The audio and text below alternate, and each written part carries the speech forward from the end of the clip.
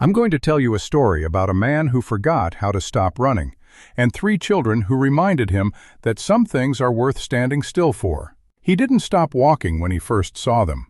That's the part he'd carry longest, the part that would wake him in the dark for years to come. Not a nightmare exactly, but the cold memory of his own feet moving forward, while two little girls, not yet 5 years old, were on their knees in the dirt behind the Silver Spur Saloon, pulling chicken bones and old bread crusts out of a wooden barrel that smelled like rot and summer heat and everything a child should never have to touch. He kept walking. He told himself it wasn't his business. He told himself someone else would handle it. He got 3 steps past the mouth of that alley before something locked his boots to the earth and refused to let him go. And when he turned back, when he really looked, he saw what he hadn't let himself see the first time. The older twin, the one in the faded yellow dress, she wasn't eating a single bite. She was sorting.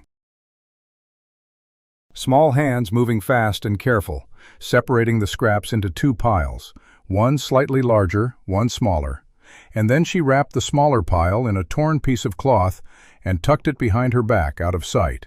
And only then did she nod to her sister to eat, like a woman rationing supplies for a long journey, like someone who had learned, not been taught, but learned the hard way, that survival required discipline before hunger. Before we go any further into this story, I want to ask you something from the bottom of my heart. If you believe a child should never be thrown away, if you believe that one person can make a difference, no matter how broken they feel inside, hit that subscribe button right now and tell me what city you're watching from. Because this story is about to test everything that man thought he knew about himself. And I want to know how far the truth can travel. Now, let me take you back to Ethan Cole and the 3 children nobody in Rattlesnake Creek, Wyoming, was supposed to know were still alive. Ethan Cole had been in Rattlesnake Creek for 11 days when everything changed. He hadn't come for anything in particular. His horse had thrown a shoe outside of town, and the nearest blacksmith was here. And after 2 years of riding from one place to the next without ever finding a reason to stop, he had simply run out of the energy required to keep moving. He rented a room above Hadley's Dry Goods for $2 a week. He ate at the lunch counter. He didn't speak to many people, and most people had the good sense not to speak to him. There was something about the set of Ethan's jaw and the particular quiet of his eyes that communicated without any words necessary that this was a man carrying something he hadn't put down yet and probably wouldn't welcome company. He'd been a husband once. That was the shape of the thing he carried. Margaret had died 3 winters back, fever taking her in 4 days, and Ethan had buried her on the hill behind their ranch in Colorado, and then sold the ranch and the cattle and walked away from everything that had her fingerprints on it, because he couldn't figure out how to live inside all that absence. He was 34 years old, and he had the face of a man 10 years older, and the eyes of a man who'd stopped expecting much from the world, and had made a kind of cold peace with that. He was coming back from the creek where he'd gone to water his horse, and stand in the thin shade of the cottonwoods, and not think about anything, when he turned down the back alley behind the Silver Spur. He saw the girls. He kept walking. He stopped. He turned back. And that was when he saw what the yellow-dressed girl had tucked behind her back. A small cloth bundle held against her spine with the practiced invisibility of a child who had learned that if you showed what you had, someone would take it. She pressed her sister's shoulder once, gently. And the second twin, this one in a dress that had been blue once, maybe, lifted a crust of bread to her mouth and chewed slowly, eyes on the ground, and neither of them made a sound. Ethan stepped into the alley. "Hey," he said. Both girls went absolutely still.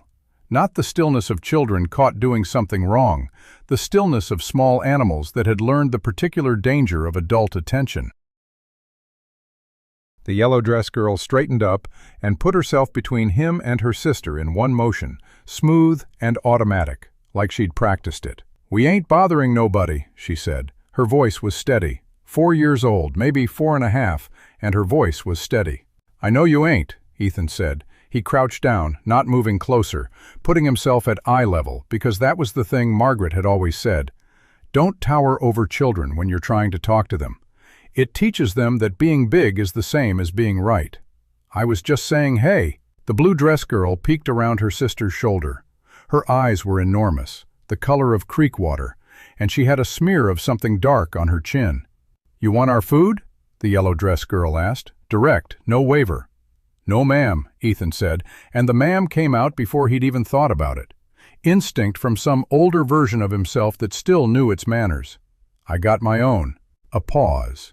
The yellow-dressed girl assessed him with an expression that had no business being on a 4-year-old's face. Measuring, weighing, deciding. "Then why you stoppin'?" "I reckon," Ethan said slowly, "because I wanted to make sure you two were all right." "We're fine," she said immediately. "I can see that," he said, and he kept his voice easy, kept his hands visible on his knees. "You got names?" Another pause, longer this time. "I'm Lily," the yellow-dressed girl said finally. "She's Rose." "Lily and Rose," Ethan repeated. "Those are real pretty names." Rose giggled, a tiny involuntary sound, and then covered her mouth with both hands like she'd done something wrong.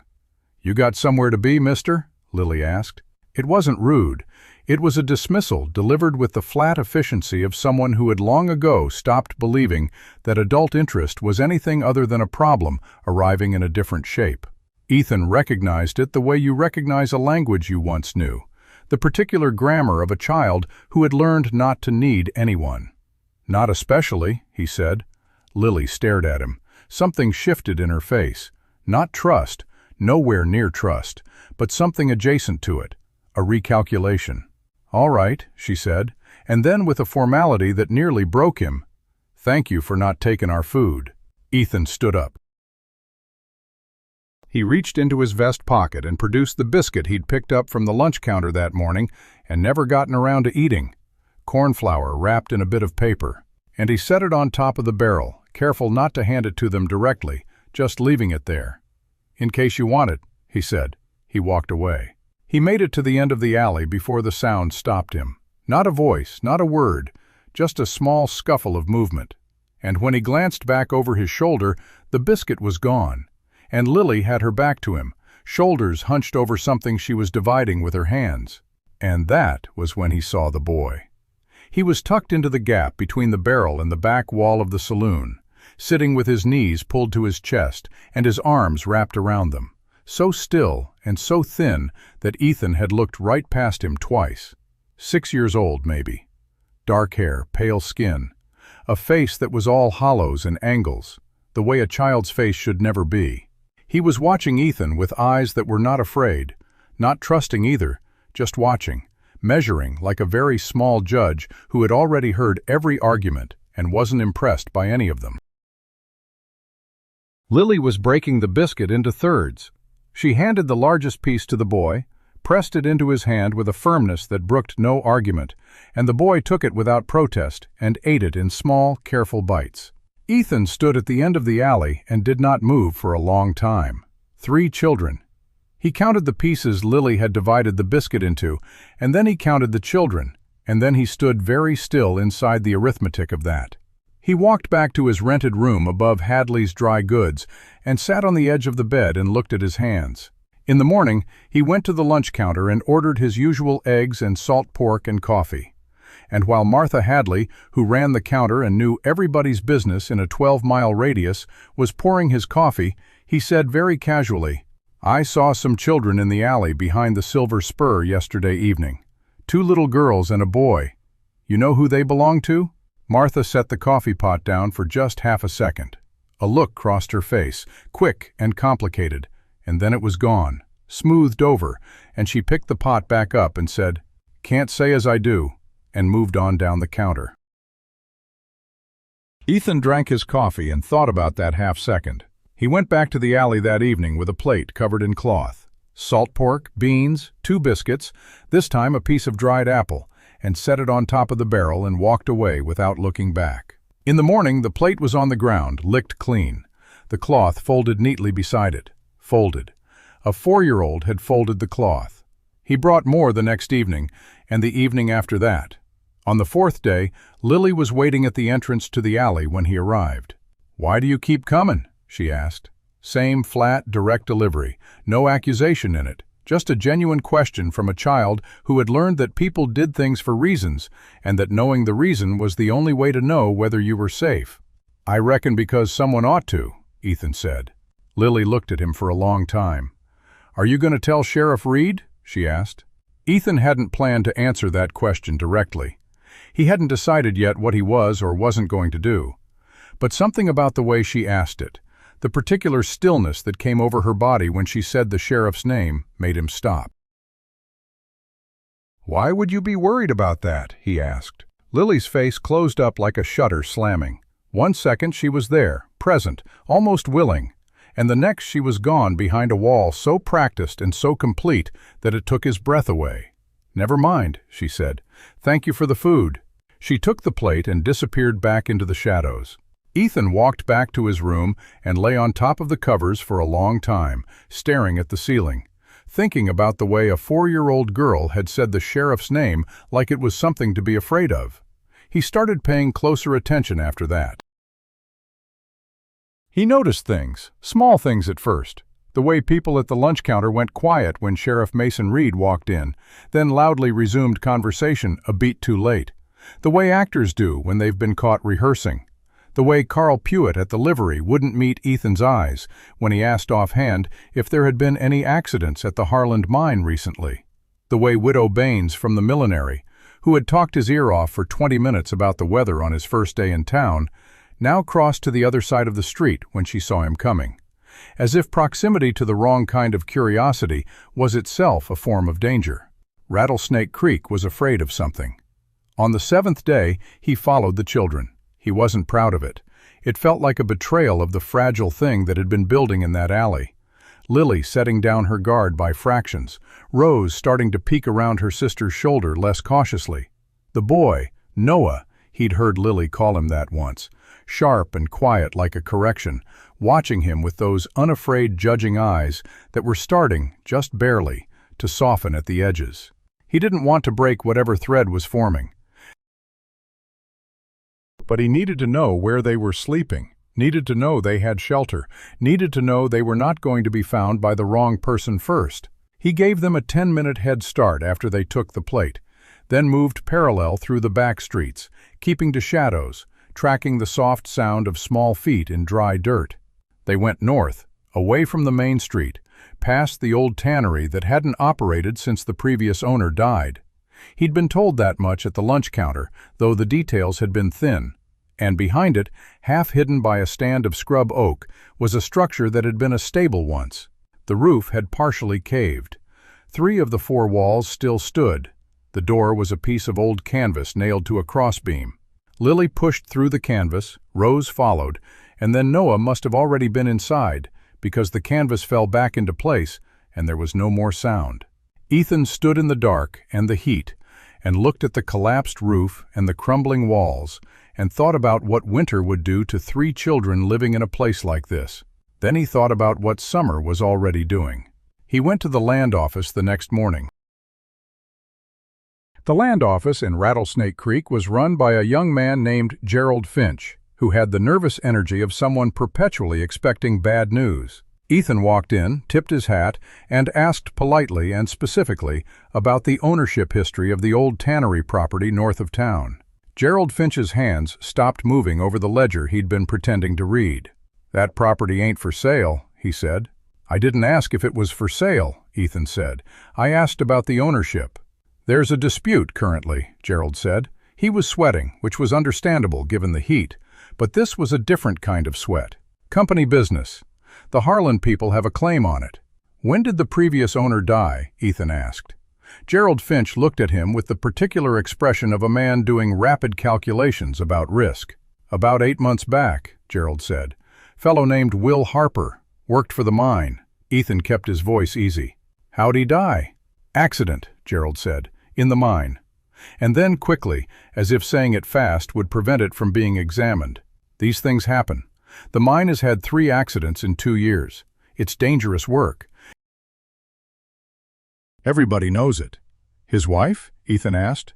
Gerald's jaw tightened. "Passed on a month after. Grief," the doctor said.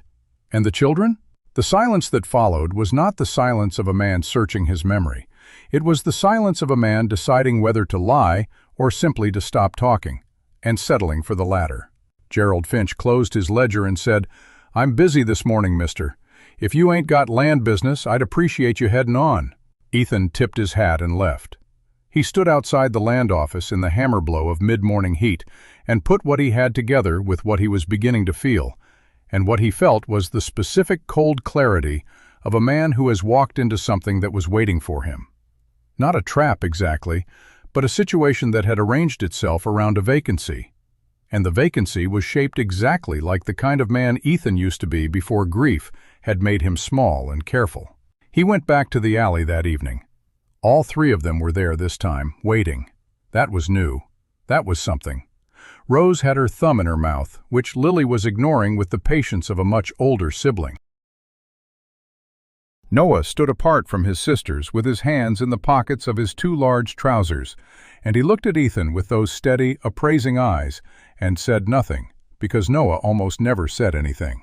In the 10 days Ethan had been coming to the alley, he had heard the boy speak exactly twice. Once to correct Lily about which direction the creek was, and once to say very quietly when Ethan had put down a piece of cake from the lunch counter, "Is that chocolate?" Ethan set down the plate. Then he sat down on a crate and looked at the children and said, "I want to ask you something, and I want you to know you don't have to answer." Lily crossed her arms. It was a negotiating posture. "I know your daddy worked at the mine," Ethan said. "I know he passed on about 8 months ago. I know your mama passed on after." No one moved. "I know you've been living on your own since then," Ethan said, "and I know you're afraid of the sheriff." "We ain't afraid of nobody," Lily said, fast and hard. "I didn't mean it as an insult," Ethan said, and he kept his eyes on Lily because she was the one who decided things. She was the one who would make this call, and he needed her to understand that he understood that. "I meant it as I'm asking because I want to know if you're safe." "We're fine," Lily said. "Lily," Noah said. Lily looked at her brother. Some communication passed between them that Ethan couldn't read, something old and private, and built out of 8 months of surviving together. And then Lily's arms came down from their crossed position, and she turned back to Ethan and looked at him for a long time. "You gonna tell Sheriff Reed about us?" she asked. "No," Ethan said. "You promise?" "I promise." Another long look. Then Lily sat down in the dirt across from him, pulled Rose down to sit beside her and said, "Our daddy found something in the mine before he died. He told Mama, and Mama wrote it down, and she hid it in case something happened. And then something happened." Ethan didn't move, didn't breathe too loud. "Something happened to Mama, too," Rose said softly around her thumb. "Hush," Lily said, not unkindly. Then to Ethan, "Noah knows where Mama hid it. That's why we didn't go to the orphanage. Because Noah said if we disappeared into the orphanage, nobody would ever find it, and nobody would ever know, and the men who did it would just keep doing it." Noah was looking at Ethan with those steady, unafraid, judging eyes. 6 years old, Ethan said very quietly, not meaning to say it out loud. "He's smart," Lily said with fierce, simple pride that cracked something open in Ethan's chest. "He's real smart." Ethan looked at the boy. The boy looked back. "Noah," Ethan said, "you can trust me." Noah was quiet for a moment. The heat pressed down on all of them. Somewhere across town, a door slammed. Then the boy said in his quiet, careful voice, "That's what the last man said before he went and told Sheriff Reed everything our daddy told him." The silence after that was the loudest thing Ethan had heard in years. "What happened to that man?" he asked. Noah held his gaze without flinching. "He had an accident," Noah said, "in the mine." Ethan sat with that for a long moment. Then he leaned forward, elbows on his knees, and looked at all three of them. Lily, with her arms back at her sides, but her chin still up. Rose pressing close to her sister's shoulder. Noah standing alone with his hands in his 2 large pockets, and his face older than any 6-year-old's face had the right to be. And he said, "I ain't gonna tell Mason Reed a single word, and I ain't gonna let anybody put you in an orphanage, and I ain't gonna walk away and leave you in that stable." Lily narrowed her eyes. "Then what are you gonna do?" Ethan thought about Margaret. He thought about the ranch he'd sold, and the hill where he'd buried her, and the 2 years of riding, and the accumulated weight of all the things he hadn't done, and all the places he hadn't stopped, and all the people he'd walked past. He thought about a little girl in a yellow dress sorting scraps into thirds. "I'm going to figure out what your daddy found," he said, "and then I'm going to make sure the right people know about it." "That could get you killed," Noah said. Direct, no drama. Just a fact delivered by a child who had learned the hard way that some facts needed to be said out loud. "Reckon it could," Ethan agreed. Noah looked at him for a long time. Then, so small, Ethan nearly missed it. The boy nodded once. And that was how Ethan Cole, a broken-down, solitary cowboy who had spent 2 years being afraid of everything that required him to care about something, inherited 3 children and a secret that was about to make the most powerful men in Rattlesnake Creek, Wyoming, very, very dangerous. That night, for the first time in 11 days, Ethan Cole did not eat alone. He sat on a crate in the back alley of the Silver Spur Saloon, and Lily sat across from him, and Rose sat beside Lily, with her head slowly drooping toward her sister's shoulder, and Noah sat a little apart with his steady eyes on the middle distance. They ate cornbread and salt pork in the hot summer dark, and nobody said much, and the silence between them was something different from the silence Ethan had been carrying for 2 years. It was the silence of a beginning. He didn't know yet what was buried under the floorboards of the Harper house north of town. He didn't know yet how deep the rot went, or how many names were on the list Will Harper had put together before someone made sure he'd never tell it to anyone himself. He didn't know yet what the next weeks would cost him, or how close any of them would come to not surviving it. But when Rose slid off the crate in her sleep, and Lily caught her with the automatic ease of long practice, and Noah looked up and found Ethan watching, and said nothing, just went back to eating, Ethan Cole understood in the bone-deep way that cannot be argued with, that he was exactly where he was supposed to be. For the first time in 2 years, he wasn't running from something. He was staying. The morning after the cornbread supper came hot and yellow, the sun already punishing by 7 o'clock. Ethan Cole lay on his bed above Hadley's dry goods for a full 10 minutes after waking, staring at the cracked plaster of the ceiling, letting the events of the past 11 days settle into something he could hold in his hands and examine. 3 children, a sheriff who had their names in his mouth like a threat, a dead man who had found something in a mine, and a dead woman who had written it down and hidden it under a floorboard, and a 6-year-old boy carrying the weight of all of it, waiting for someone from outside. He washed his face in the basin, pulled on his shirt, and went to find the one person in Rattlesnake Creek he hadn't tried yet. Reverend Thomas Alcott ran the small white church at the east end of town, and unlike almost everyone else Ethan had spoken to in the past 2 weeks, the Reverend had the particular quality of a man who had made his peace with telling the truth, regardless of who it inconvenienced. Ethan had noticed him twice, once helping an old woman with a heavy basket without being asked, once standing in the open door of his church, watching Sheriff Reed ride past with an expression that wasn't quite hatred, but was its close neighbor. A man who watched like that was a man with an opinion he hadn't been able to express yet. Ethan found him behind the church, splitting wood in the early morning before the heat made it impossible. The Reverend was 60 or thereabouts, lean and weathered with white hair and hands that had seen hard work long before they'd ever held a Bible. He set his axe down when he saw Ethan coming, and he looked at him without surprise, as if he'd been expecting this particular conversation for some time. "Mr. Cole," he said. "I was wondering when you'd come find me." That stopped Ethan for a half-second. "You know who I am?" "I know you've been feeding the Harper children for nearly 2 weeks, Alcott said. "Not much happens in this town that I don't eventually hear about." He picked up a piece of wood and turned it in his hands. "I also know that what you're doing is either very brave or very foolish, and I haven't decided which yet." "What happened to their parents?" Ethan asked. No preamble, no polite approach. He was past that. Alcott was quiet for a moment. Then he sat down on the woodpile and clasped his hands between his knees and said, "Will Harper was one of the best men I ever knew. Honest, careful, devoted to his family." He paused. "He came to me about 9 months ago, said he'd found something in the mine. Not an accident waiting to happen, but evidence of something deliberate. Said there were tunnels being run under land the company didn't own. under land that belonged to 3 families who had water rights the Harlan Company wanted badly. He said there had been 2 men already who'd gone down into certain sections of the mine and not come back up, and the company called them accidents. But Will had seen the reports, and the reports had been altered. Ethan didn't move. "I told him to go to a federal marshal," Alcott said. "I told him not to go to Reed. He already knew not to go to Reed.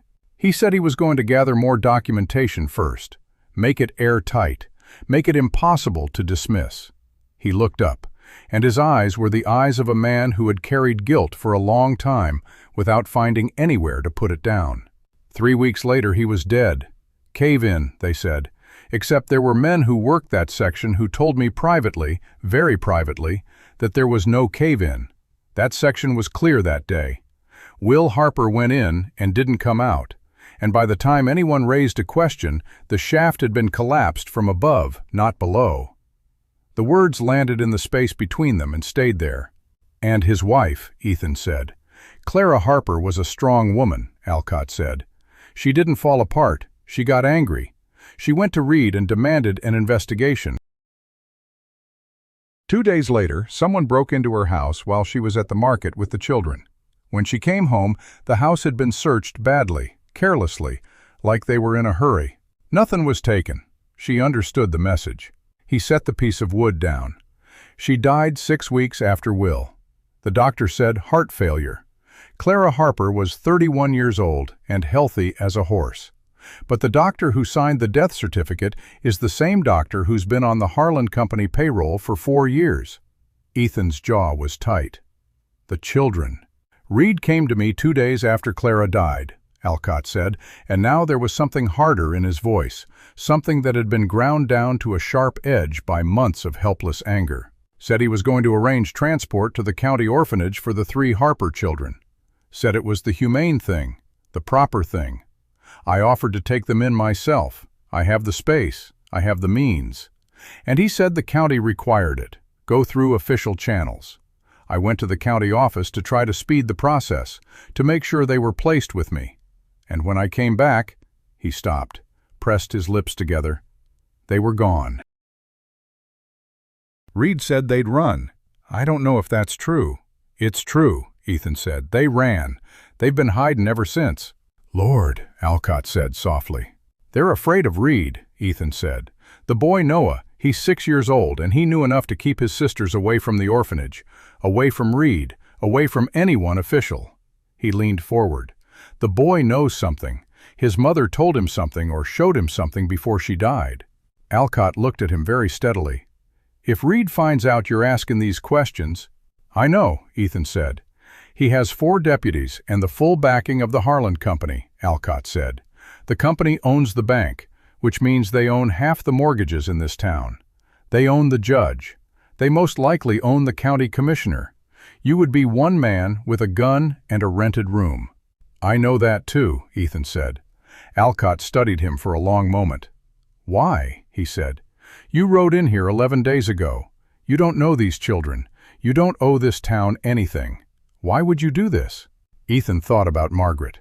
He thought about 2 years of roads and nothing at the end of them.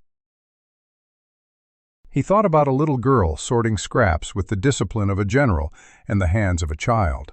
"Because if I don't," he said, "nobody will." Alcott nodded slowly. Then he stood up and held out his hand. "What do you need from me?" That afternoon, Ethan told the children he wanted to see where they'd been living. Lily crossed her arms. Rose pressed close to her sister. Noah just watched. "I already know it's the old stable," Ethan said. "I followed you.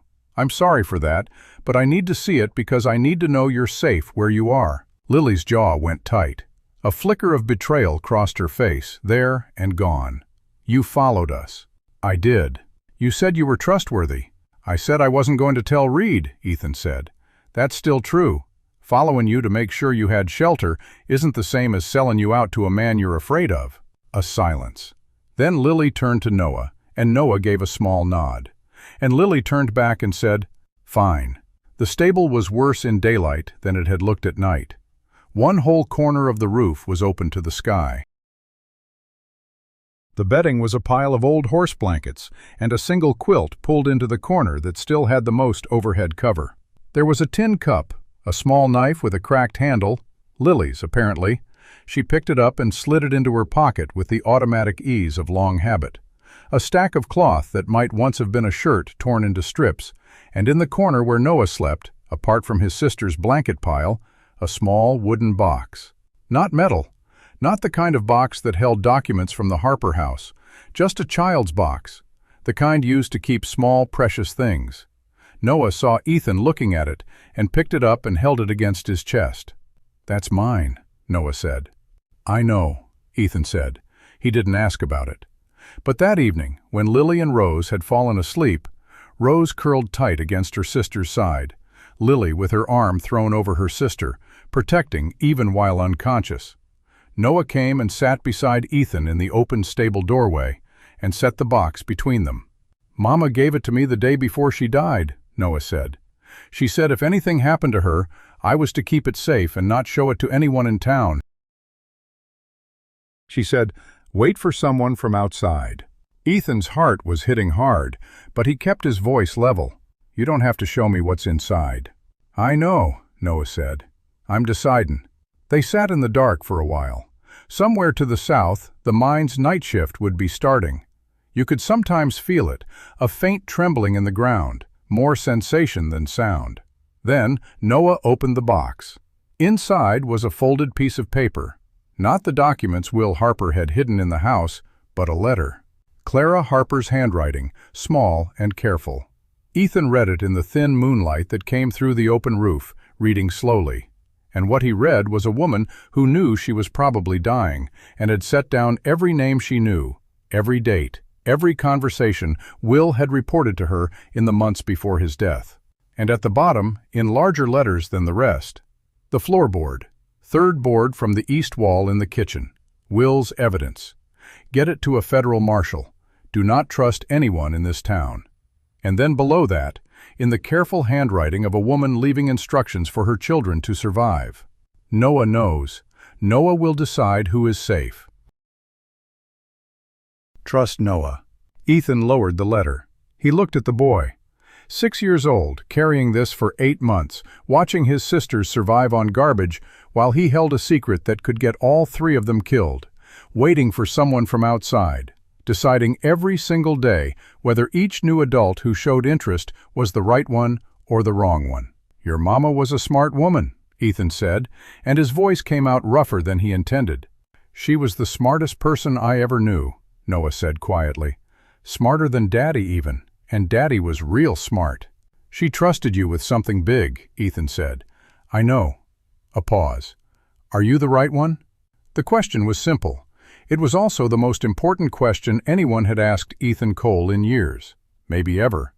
He sat with it the way it deserved. "I don't know for certain," he said finally.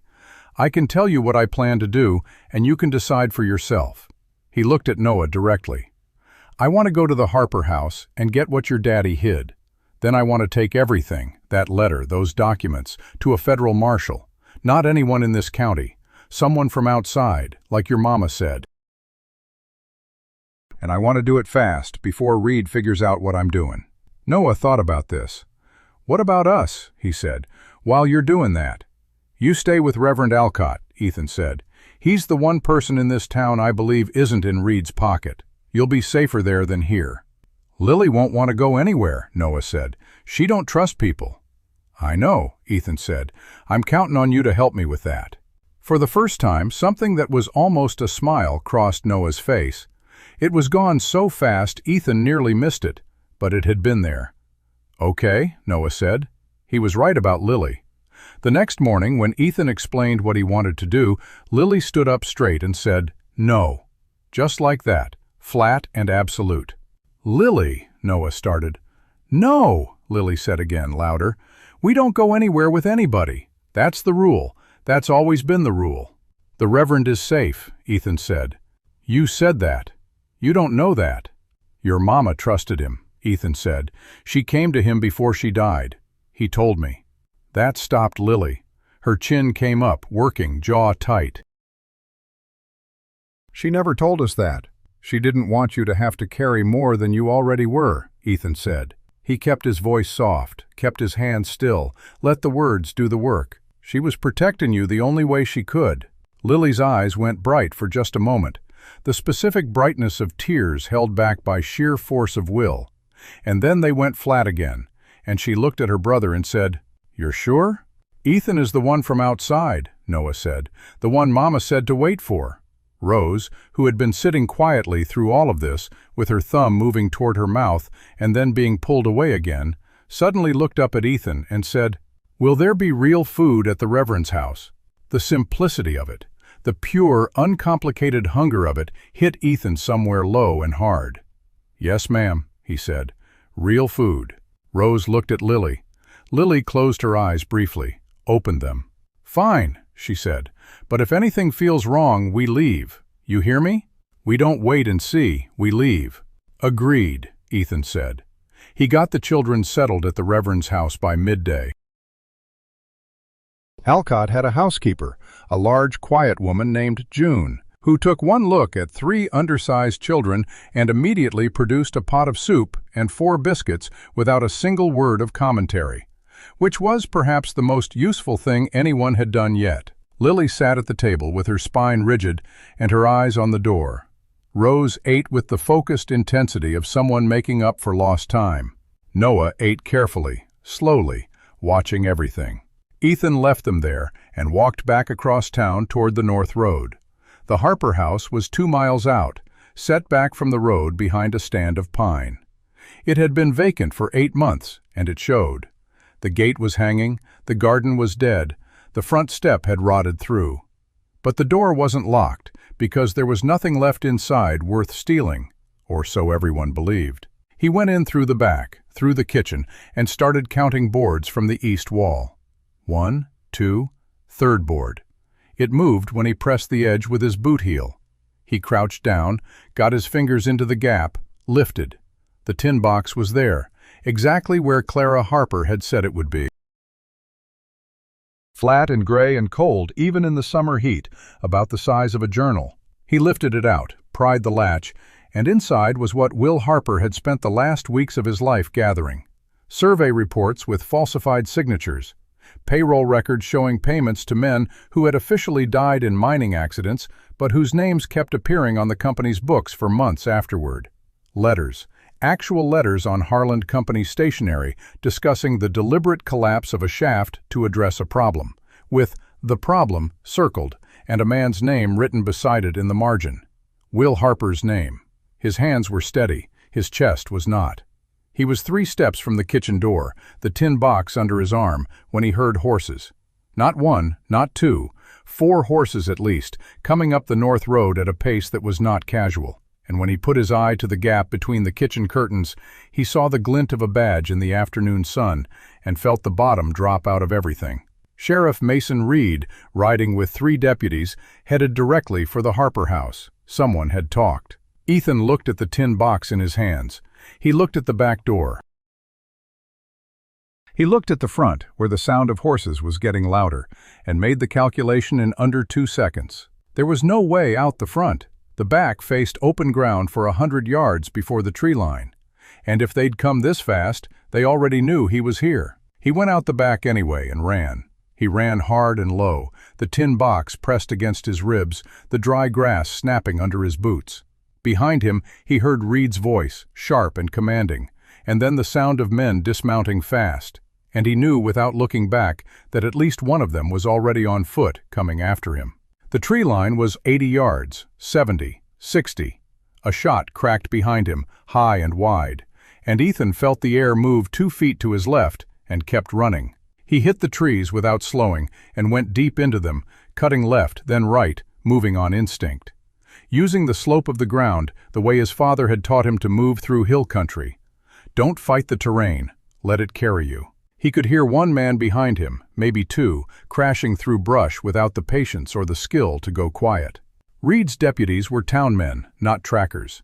That was something. He ran for 20 minutes before he stopped. He pressed his back against the trunk of a thick pine and listened. Nothing close. Distant voices, maybe a quarter-mile back, arguing, the words indistinct but the tone clear. Men who'd lost the trail and were unhappy about it. He waited 3 minutes more, absolutely still, controlling his breathing. Then he moved again, slower now, circling wide to the south, keeping the tree cover between himself and the road. It took him an hour to get back to the edge of town.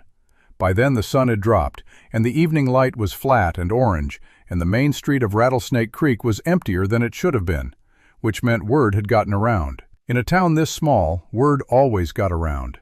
Ethan kept to the back streets, the tin box inside his shirt now, and came at Alcott's church from the east, coming in through the garden gate rather than the front door. June answered his knock with a cast-iron pan in her hand and an expression that suggested she'd been prepared to use it. "It's me," Ethan said. "I know who you are," June said, stepping back. "Children are inside. Reverend's been pacing for an hour." We heard a gunshot. "Warning shot," Ethan said. "Reed knows I went to the Harper house."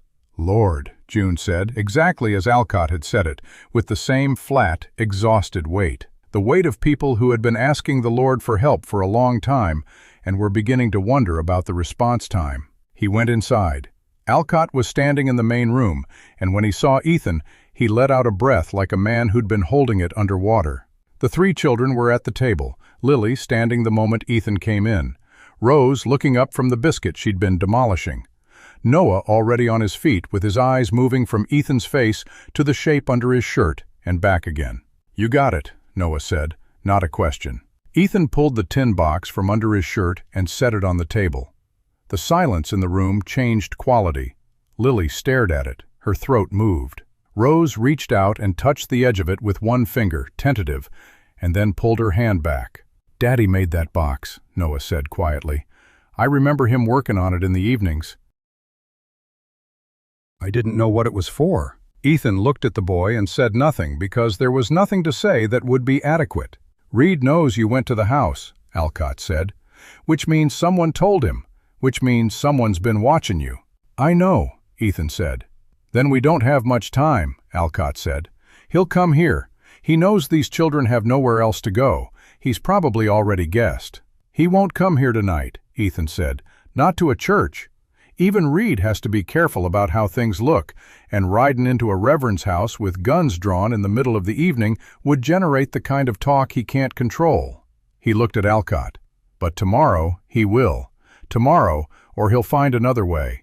Something that looks clean." "Then we need to move tonight," Lily said. Every adult in the room looked at her. She was 4.5 years old, and she was standing at that table with the tin box in front of her, and her sister beside her, and her brother at her back. And the expression on her face was not a child's expression. It was the expression of someone who had been making survival decisions for 8 months and knew exactly what the calculus required. "She's right," Ethan said. "We move tonight." The plan assembled in the next 30 minutes around Alcott's table, with June providing coffee for the adults and warm milk for the children, and everyone talking quietly and fast. The plan was simple, because complex plans had too many points of failure. Ethan would take the children and the tin box east on the old freight road, which ran parallel to the main road but 3 miles north of it, used by the mining company but rarely watched because it dead-ended at the mine entrance. Except Ethan had ridden it twice in his 11 days in town, mapping it out of habit, the way any cautious man mapped his surroundings. And he'd found where it intersected with a cattle trail that cut south and east toward the town of Millerton, 40 miles away. Millerton had a federal telegraph office and a federal marshal stationed there, according to Alcott, a man named Hull, who had been quietly investigating the Harlan Company for 6 months on suspicion of land fraud in 3 counties. "You know this marshal?" Ethan asked. "By reputation," Alcott said. "I wrote to him 4 months ago," he wrote back. "He said he needed documented evidence before he could move on anything. I sent him what I had, which wasn't enough." He looked at the tin box. "That might be enough."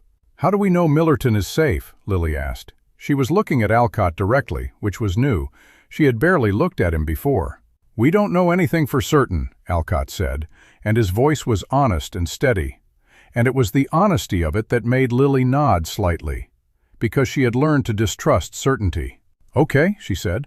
Ethan looked at Noah. "You good to travel?" Noah picked up the tin box and held it out to Ethan. "I'm good." They left at midnight.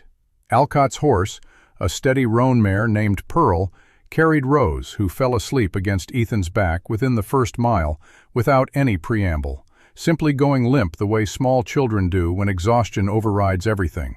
Lily walked beside the horse, one hand on the stirrup leather, refusing the offer of a ride with a shake of her head that closed the subject.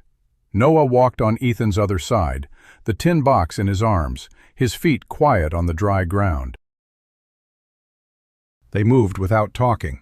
The night was very clear and very hot, even at that hour, the stars enormous and unhelpful, the kind of summer night that offered no relief. Ethan kept his eyes on the road ahead and his ears on everything behind them. Twice he thought he heard something, a shift in the dark, a horse's hoof on stone, and both times he pulled everyone into the brush at the road's edge, and they stood without breathing until whatever it was resolved itself into nothing, or into something that moved on without noticing them. They made 8 miles before Rose woke up and said with great seriousness, "I need to stop." They stopped. When they started again, Noah moved up beside Ethan and said, "Can I ask you something?" "Go ahead," Ethan said. "Did you have kids before?" The question landed clean and unexpected, the way children's questions always do, aimed with the unconscious accuracy of someone who doesn't know yet where the bruises are. Ethan kept walking. "No," he said. "My wife and we were working toward that. She passed before it happened." Noah processed this in silence. Then, "Is that why you're helping us? Because you're sad about her?" Ethan almost said no. Instinct. The old protective instinct of people who don't want to seem like they're making someone else's trouble about themselves. But Noah was a boy who had learned to read reasons, and a false answer would cost more than an honest one. "Partly," Ethan said. "Maybe. I think mostly I'm helping you because it's the right thing to do, and I'd stopped doing right things for a while, and you 3 had a way of making that hard to continue." Noah thought about this. "Lily says not to trust people who are too nice," he said. "She says nice is how they get you." "Your sister's not wrong," Ethan said. "You should be careful about too nice. I'd say what I am is more just not willing to walk past anymore. That's different." "Yeah," Noah agreed. They walked another mile in silence before Noah said very quietly, "I think you would have been a good dad." Ethan didn't answer right away. He couldn't. "Thank you, son," he said finally, and then stopped walking because Noah had stopped and was looking up at him with those steady, serious eyes. And something in the boy's face had shifted. A hairline fracture in the careful, self-sufficient composure he'd been maintaining for 8 months. And Ethan crouched down in the dark road and looked at him at eye level. "I'm scared," Noah said. Just that. 3 words said quietly, but they came from somewhere so deep and so long suppressed that they landed like something breaking. Ethan put his hand on the boy's shoulder, solid and present. "I know," he said. "Me too." "You're scared?" "Sure I am. Scared is what happens when something matters enough to be worth being scared about." Noah stared at him for a moment. Then he squared his shoulders, shifted the tin box in his arms and said, "Okay, let's keep going." They were 15 miles out when the horses found them. Not Reed's men. Ethan heard them coming and pulled everyone off the road again. And when the riders passed, they were moving west, back toward Rattlesnake Creek, talking loud and frustrated. Which meant Reed had sent men out on the main road, and these were coming back empty. But it meant the search was active. It meant Reed wasn't waiting for morning. "He knows we're running," Lily said. She was beside Ethan in the brush, her hand wrapped around Rose's wrist, Rose blinking sleepily and not quite understanding the need for stillness. "He suspected it," Ethan said. "Now he'll know for certain when June tells him we're gone." "Will June be safe?" Lily asked. "June," Ethan said. "I can take care of herself." He'd seen the way June had held that cast-iron pan and the look in her eye, and he believed this completely. Lily almost smiled. It passed very quickly, but it had been there. They pushed on. At the 20-mile mark, on a stretch of the freight road that curved south between 2 dry hills, Ethan heard something that made him stop so abruptly that Lily walked into his back. One horse. Moving slow, moving parallel to them in the dark off the road, in the scrub to the north. Not passing, pacing. Somebody was tracking them. Off the road. Ethan said, very quiet. Now, Rose, don't make a sound. Rose, who was more awake now, pressed her face against Ethan's shoulder and nodded. He moved them into the cover of a rocky outcrop, and they crouched there while Ethan watched the darkness to the north and thought through what he knew. One rider meant a scout, not an apprehension party. Someone sent ahead to find them and signal the others, which meant the others weren't far behind. He needed to draw the scout away from the children. "Lily," he said, keeping his voice barely above nothing, "you take Noah and Rose and you stay here. Absolute still.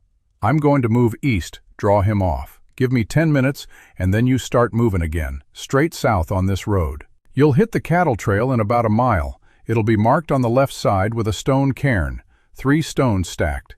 Take that trail south and east. Don't stop." Lily grabbed his sleeve. "What if you don't come back?" "Then you keep going without me," Ethan said. "You get to Millerton. You ask for Marshall Hall. You give him the box and your mama's letter, and you tell him everything." "I ain't leaving you," Lily said. And the fierceness in her voice was something he hadn't expected, or maybe he had, and just hadn't let himself believe it yet. That this child who had built a wall against everyone had somewhere in the last 2 weeks decided that Ethan Cole was on the inside of it. "You are, if you have to," he said firmly. "Your job is your brother and your sister, same as it always was. You hear me?" Lily's jaw was tight. Her eyes were bright in the dark. "You come back," she said. It was not a request. "I'm planning on it," he said. He moved east fast and deliberate, making just enough noise to be heard, not enough to be pinpointed.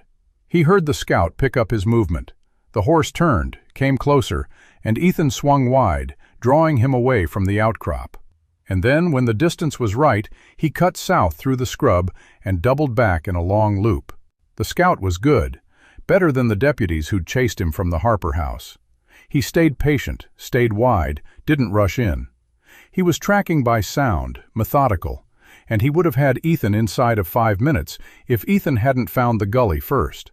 He went into it fast, dropped below the sight line, moved along the bottom. Above him, the scout's horse moved to the gully edge and stopped, and there was a long silence. And then the horse moved on east, still searching.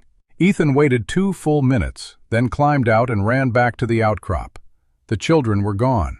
For one terrible second, his heart dropped completely, and then he caught movement on the road to the south. 3 small shapes moving fast and quiet in the dark, and he exhaled everything he'd been holding. He caught up to them in 4 minutes. Lily didn't say anything when he fell in beside her. She just moved her hand and found his and held it for exactly 3 steps. And then she let go, and Ethan decided that was the most she was capable of giving right now, and that it was more than enough. They found the cairn where he'd said it would be. They turned south. The cattle trail was narrow and uneven, but solid underfoot, and after everything that had happened, solid underfoot felt like its own kind of grace.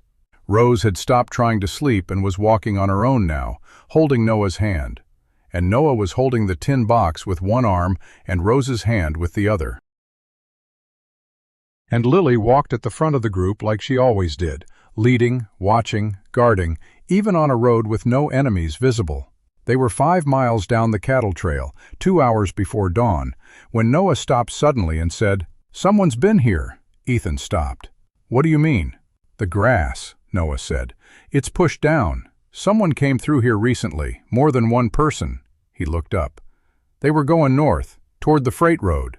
Ethan looked at the ground. The boy was right.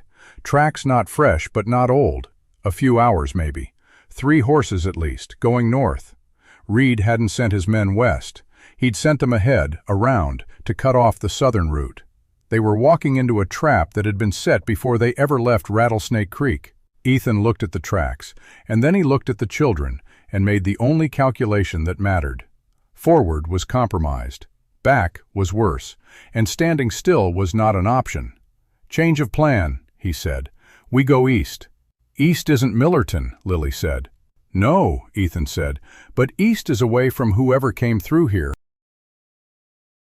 And right now, away is the only direction that makes sense." He crouched down and looked at all 3 of them in the thin pre-dawn dark. "I need you to trust me for the next few hours. Can you do that? Rose nodded immediately. Noah nodded after a half-second. Lily looked at him for a long moment with those calculating eyes.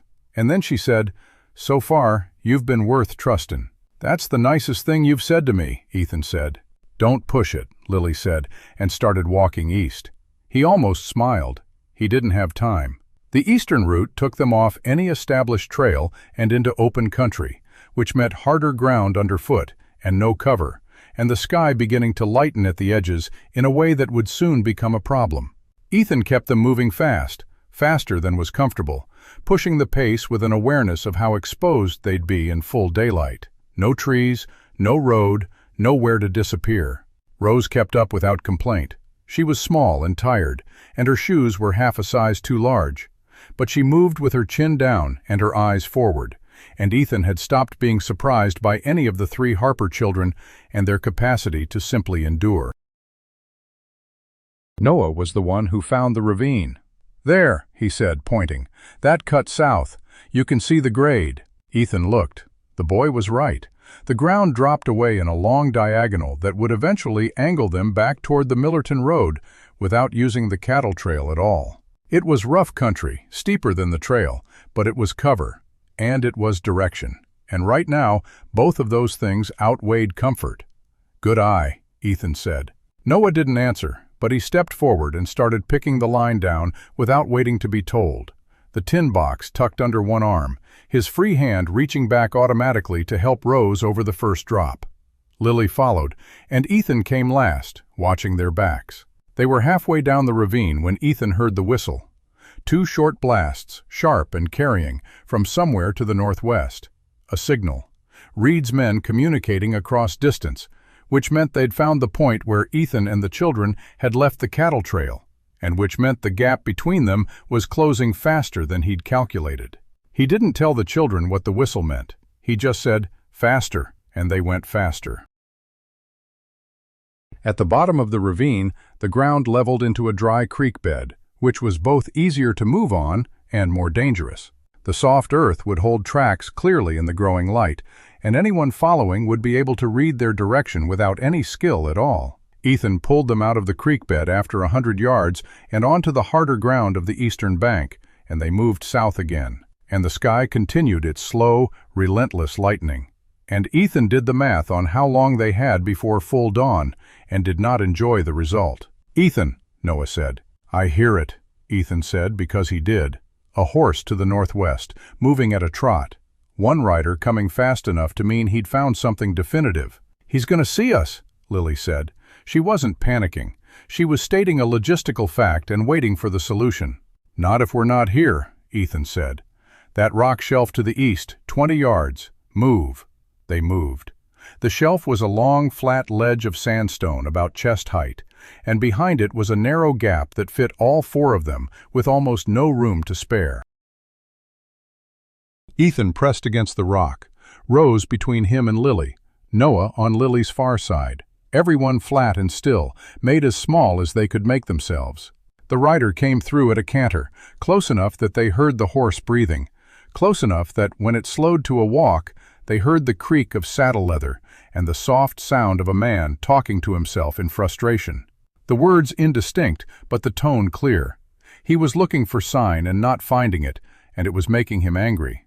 He sat his horse for 30 seconds, an eternity, and then moved on south, which was the wrong direction from their hiding place. The sound of hooves faded and then was gone. No one moved for 2 full minutes. Then Rose said very quietly into Ethan's side, "He gone?" "He's gone," Ethan said. She exhaled so hard her whole body shook with it, and he put his arm around her briefly, solid and present. And she pressed her face against his shirt for exactly 5 seconds, and then straightened up and looked at Lily and said, "I didn't make a sound." "You did real good," Lily said, and her voice had gone soft in a way it only ever did with her sister. The armor down, the pure, older sibling love coming through uncomplicated and clean. "You both did," Ethan said. He looked at Noah. "You too." Noah accepted this with a nod. Then he said, "There's a farm." Ethan blinked. "What?" "About a mile south, maybe a mile and a half." Noah's voice was certain. My daddy drove us out this way once to look at a horse. There's a family named Briggs. They have a barn and a well, and they never came to town much, which Daddy said was because they didn't trust the Harland people." He paused. He said, "If we ever needed help and couldn't go to town, the Briggs farm was the kind of place honest people ended up." Ethan looked at the boy. "You remembered that from one trip?" "I remember everything my daddy said," Noah said simply. Ethan thought about Will Harper, the man he'd never met. The man who had died for what he knew, spending a Sunday afternoon driving his children through open country and quietly, carefully planting the seeds of a survival plan his 6-year-old son might one day need. The deliberate love of that act, the quiet ferocity of a father who understood what he was up against and still chose to protect his family in every way he could. "Lead the way," Ethan said. The Briggs farm appeared out of the early morning light like something from a different world. Clean, solid, a working place with an actual kitchen garden visible at the side, and a milk cow in a small pen, and the smell of a cook fire coming from inside. A dog announced them from 40 feet out, deep and authoritative, and by the time they reached the fence gate, a woman had appeared in the doorway with a shotgun leveled at chest height. She was about 50, broad-shouldered, with gray-streaked hair, and an expression that had seen enough of the world to not be startled by anything, but still believed in taking precautions. "Who's coming on my property at 6 in the morning?" she said. "Name's Ethan Cole," Ethan said, hands clearly visible. "Children beside me. These are Will Harper's children. We need help." A silence. The shotgun didn't move. "Will Harper's been dead 8 months, the woman said. "Yes, ma'am, I know." Another silence, longer. She looked at the children. Really looked at them, the way a person does when they're not just processing information, but taking a full accounting. And something shifted in her face. Not softness exactly, more like recognition. The recognition of someone who knew what 8 months of surviving alone looked like on a child's body. The shotgun came down. "Get inside," she said. Her name was Edna Briggs. She didn't ask them to sit, she told them to sit, and they did. The kitchen was warm and smelled of bacon grease and coffee, and the particular lived-in comfort of a house that had seen generations of hard work and hard weather and had never once complained about either. Edna moved with the efficiency of a woman who had spent her whole life doing for others, pouring coffee for Ethan without asking, setting a plate of cornbread and a bowl of stew in front of each child without a word of commentary, and then standing back with her arms crossed, watching them eat like a general observing maneuvers. Rose ate like she hadn't seen food in a week, which was not far from the truth. Noah ate methodically, the tin box on the bench beside him, his hand resting on it even while he lifted the spoon with the other. Lily ate more slowly, watching Edna the way she watched everyone, measuring, weighing. But she ate. That was what mattered. When the plates were clean and the coffee was empty, Edna sat down across from Ethan and said, "Now talk." He talked. He told her everything. The alley, the biscuit, the stable, the Reverend, the Harper house, the chaser, the night flight, the scout, the ravine. He told her about Clara's letter and the tin box and Noah's judgment. He told her about the whistles in the dark and the tracks on the cattle trail. He did not leave anything out, because the look in Edna Briggs's eyes told him she was not a woman who tolerated omissions. When he finished, she was quiet for a long moment. Then she stood up, walked to the window, and looked out at the morning light hitting her dry fields. "Will Harper came to me 4 months before he died," she said. "Told me what he'd found, told me what he was afraid of, asked me if I'd look out for his family if anything happened to him." She turned back, and her eyes were flat and hard with something that was not quite anger, but was its neighbor. "After Clara passed, I went to town to look for the children. Reed told me they'd already been transported to the county orphanage. I believed him." Her jaw tightened. "I should have checked." "You couldn't have known," Ethan said. "I should have checked," she repeated, and closed the subject. She walked to the corner of the kitchen where a shotgun leaned against the wall, picked it up, and began loading it with slow, deliberate movements. "You'll need a fresh horse. Pearl's a good mare, but she's tired, and you've got 3 children and a box full of the most dangerous paper in the Wyoming territory. You'll need a mount that can run if it comes to that." She looked at him. "I've got a gelding out back, Buck. He's fast, he's solid, and he's mine to give. You'll take him." "Ma'am, I can't." "You can, and you will," Edna said. "Will Harper saved my husband's life in a mining accident 7 years back. My husband never worked another day in that mine, and he lived 3 more years because Will pulled him out before the ceiling came down. I owe that family more than a horse, and I've been sitting on that debt for 8 months with nothing to show for it." She slung the shotgun over her arm. "You're not taking no for an answer, and I'm not taking no for an answer, so we're even." Ethan looked at her for a long moment. Then he nodded. They rested through the heat of the day, because traveling in full daylight through open country with 3 children and men on horseback looking for them was the kind of risk that got people killed. Edna put the children in the back bedroom, where there was a real bed with a real mattress, and Rose curled up and was asleep before her head touched the pillow. Lily lay down beside her, eyes open, watching the door. Noah sat on the floor with his back against the bed frame, the tin box in his lap, and did not close his eyes. Ethan sat in the kitchen with Edna and listened to the silence of a farm at midday. The dog slept in the shade of the porch. The cow moved slowly in the pen. Somewhere far off, a hawk called, and the heat pressed down on everything like a weight. "He won't stop looking," Edna said finally. "Read. He knows what's in that box, or he knows enough to be afraid of it. He'll tear this territory apart before he lets it reach a federal marshal." "I know," Ethan said. "He's got men in every direction by now. He'll have sent word to Millerton, too. If he's got any sense, he'll have someone watching the marshal's office." "That's what I'm afraid of," Ethan said. Edna looked at him. "You got a plan for that?" "I'm working on it."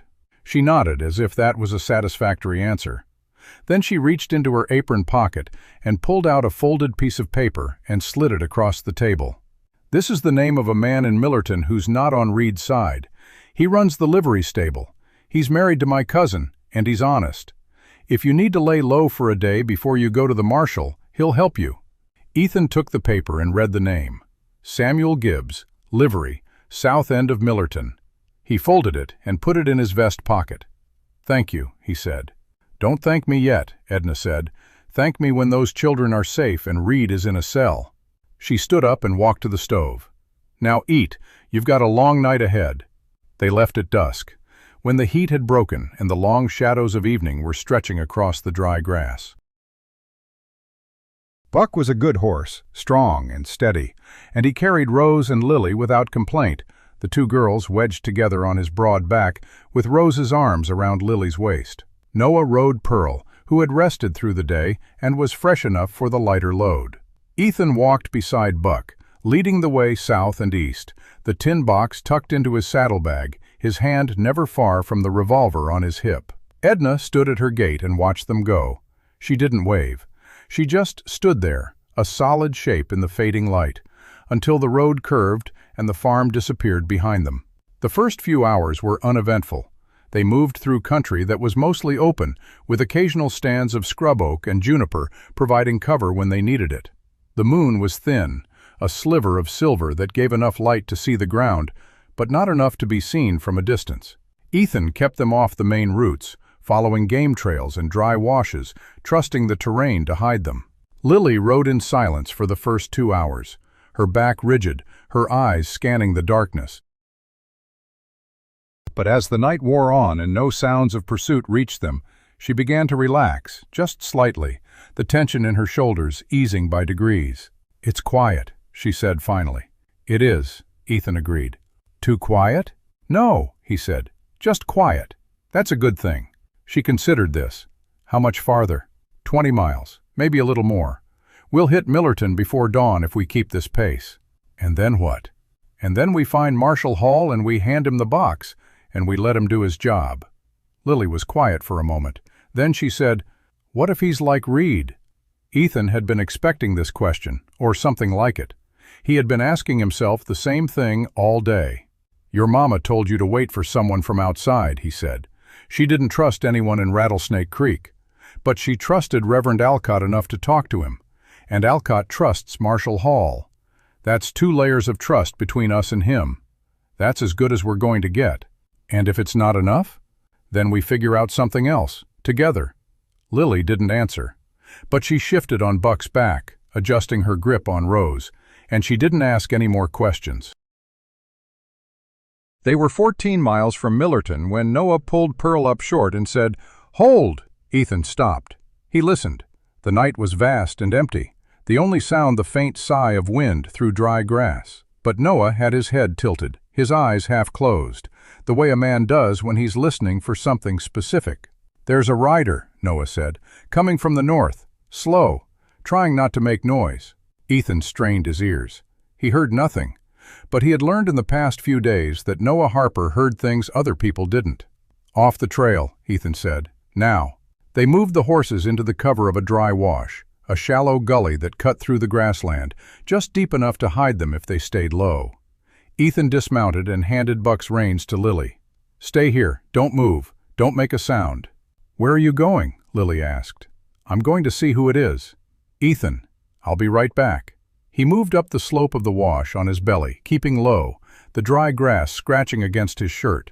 At the top, he raised his head just enough to see, and there he was. A rider, moving at a walk, coming down the same trail they'd been following. He was alone, and he was watching the ground, tracking. The same scout from the night before, or another one just like him. Reed's men were good. They had not given up. Ethan watched the rider pass, 50 yards to the east, moving slow and patient. The man was not rushing. He was following sign, and the sign was fresh, and he was going to find the point where Ethan and the children had left the trail, and then he was going to follow that, and eventually he was going to find them. Ethan slid back down into the wash. "We have to move," he said. "He's tracking us. He'll be on us inside of an hour." "Can we outrun him?" Lily asked. "Not with the horses tired and the children on board. We need to lose him." "How?" Ethan thought. The wash they were in ran south for about a mile before it opened into a wide, flat basin. If they followed it, they'd be exposed. If they stayed where they were, they'd be found. Then he looked at the wash itself, at the sandy bottom, at the way the walls rose up on either side. "The creek bed," he said. "We follow it south, and then I double back on foot and draw him off the trail while you keep going." "No," Lily said. "You did that last night. You almost didn't come back." "I did come back. This time you might not." Ethan crouched down in front of her, putting himself at eye level, the way he had with Margaret's words in his memory. "Lily, I need you to trust me." "I do trust you," she said, and her voice cracked on the last word, the first time he had heard anything close to breaking from her. "That's why I don't want you to go." He put his hand on her shoulder. "I'm going to come back, I promise you that, but I can't come back if we're all caught. You take Noah and Rose and Buck and Pearl, and you keep going south. When you hit the Millerton Road, you follow it east until you see the town. You find the livery stable, and you ask for Samuel Gibbs. You tell him Edna sent you, and you stay there until I find you. What if you don't find us? Then you go to Marshall Hall yourself. You give him the box. You tell him everything, and you let him take care of the rest." Lily's jaw was tight. Her eyes were bright in the dark. She looked at him for a long moment, and then she said, "You promised." "I promised." She nodded. Then she turned to Noah. "Noah, take the box." Noah slid off Pearl and walked to Buck, reaching up to the saddlebag. He pulled out the tin box and held it against his chest. "I'll keep it safe," he said. "I know you will," Ethan said. He looked at Rose, who had watched the whole exchange with wide, serious eyes. "Rose, you listen to Lily, okay?" "Okay," Rose said. Ethan stood up. He looked at the three of them, standing in the dark wash, dirty and tired and brave beyond anything he had ever seen, and he felt something crack open in his chest that he had thought was sealed forever. "Go," he said. "I'll find you." Lily picked up Buck's reins. She looked at him one more time. Then she turned the horse south and urged him forward, and Noah followed on Pearl, and Rose looked back over her shoulder until the darkness swallowed them. Ethan waited until the sound of hooves faded. Then he climbed out of the wash and started walking north, toward the rider. He found the scout's trail within 5 minutes. The man had dismounted and was leading his horse, searching the ground with a lantern shielded behind his hand. He was good, methodical, patient. He would find the wash in another 10 minutes, and then he would find the tracks of Buck and Pearl, and then he would follow them south, and it would all be over. Ethan didn't give him 10 minutes. He picked up a stone and threw it into the brush 50 yards to the east. The scout heard it, stopped, and turned. He raised his lantern, peering into the dark. Ethan threw another stone, farther this time, and the scout moved toward the sound, leading his horse. Ethan circled wide and came up behind him. He moved quiet, the way he had learned to move in the Colorado hills when he was a boy hunting deer with his father.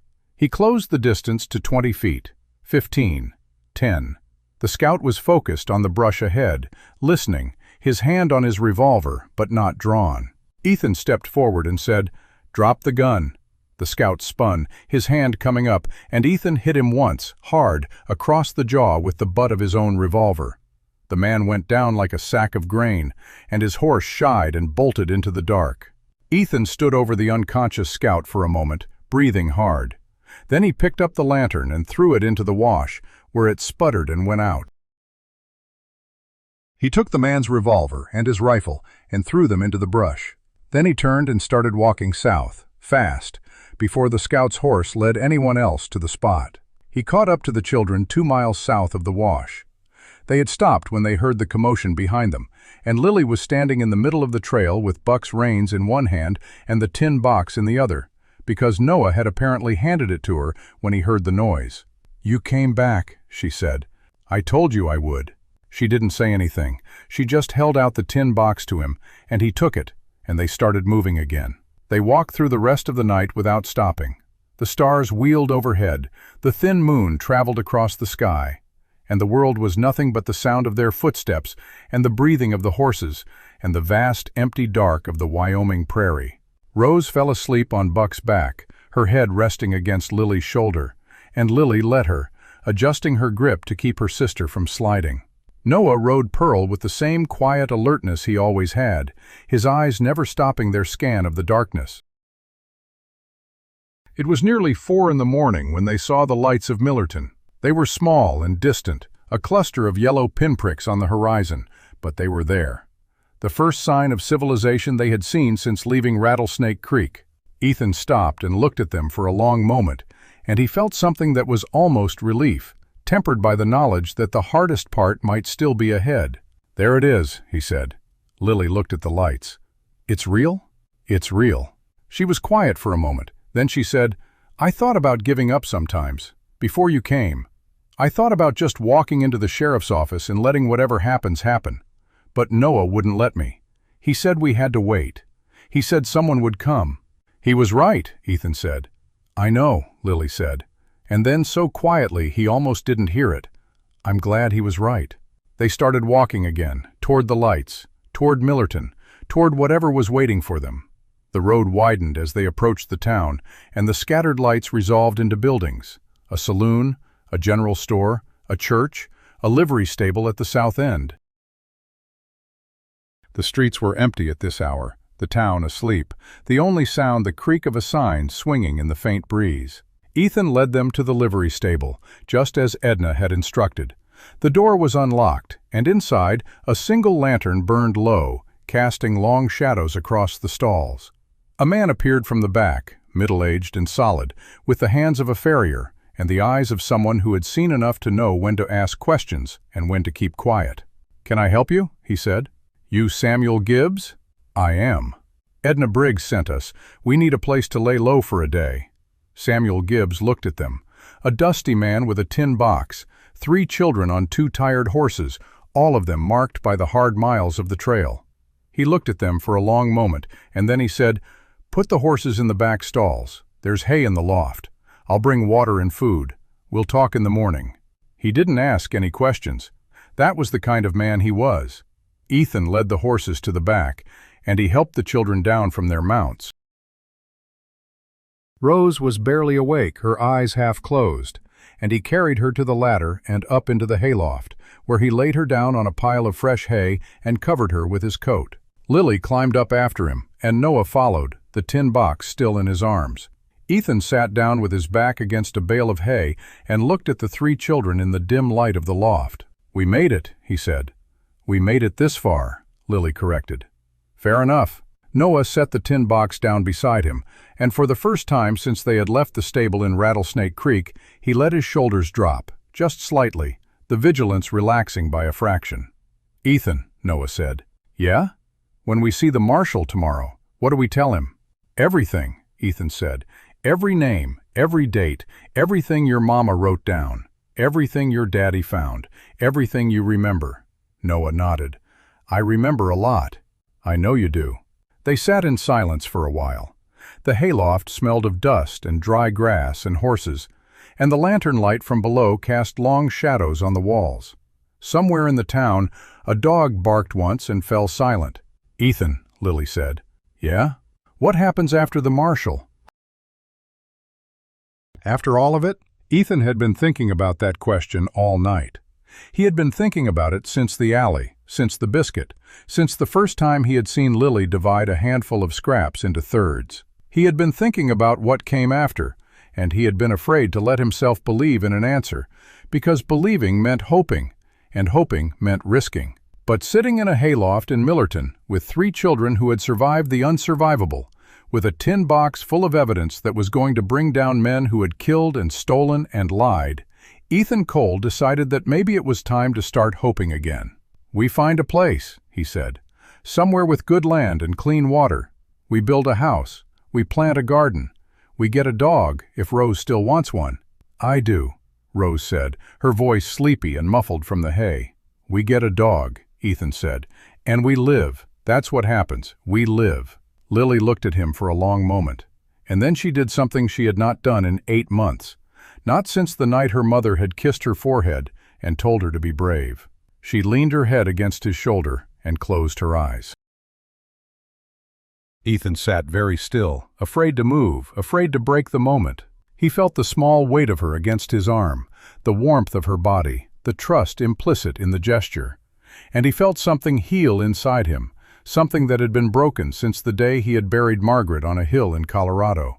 He looked at Noah across the hayloft.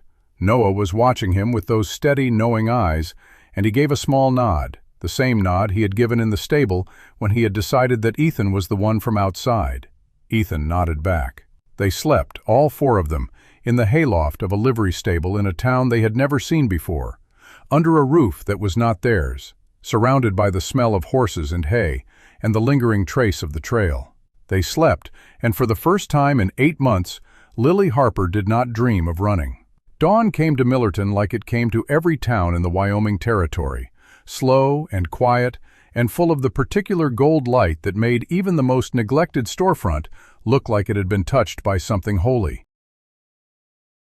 The hayloft was cold when Ethan woke, the way haylofts always are in the hour before the sun clears the horizon, and his back ached from sleeping against the bale, and his legs were stiff from 2 days of hard travel. But he woke to the sound of children breathing, and that was a sound he had not woken to in a very long time, and it changed everything about the morning. Rose was curled against Lily's side, her thumb in her mouth, her small face peaceful in a way it rarely was when she was awake. Lily lay on her back with one arm thrown over her sister, her eyes closed, her jaw still set even in sleep. She was a child who could not fully relax, not even unconscious, not even in a place that was supposed to be safe. And Noah sat against the far wall, already awake, the tin box in his lap, watching Ethan with those steady, waiting eyes.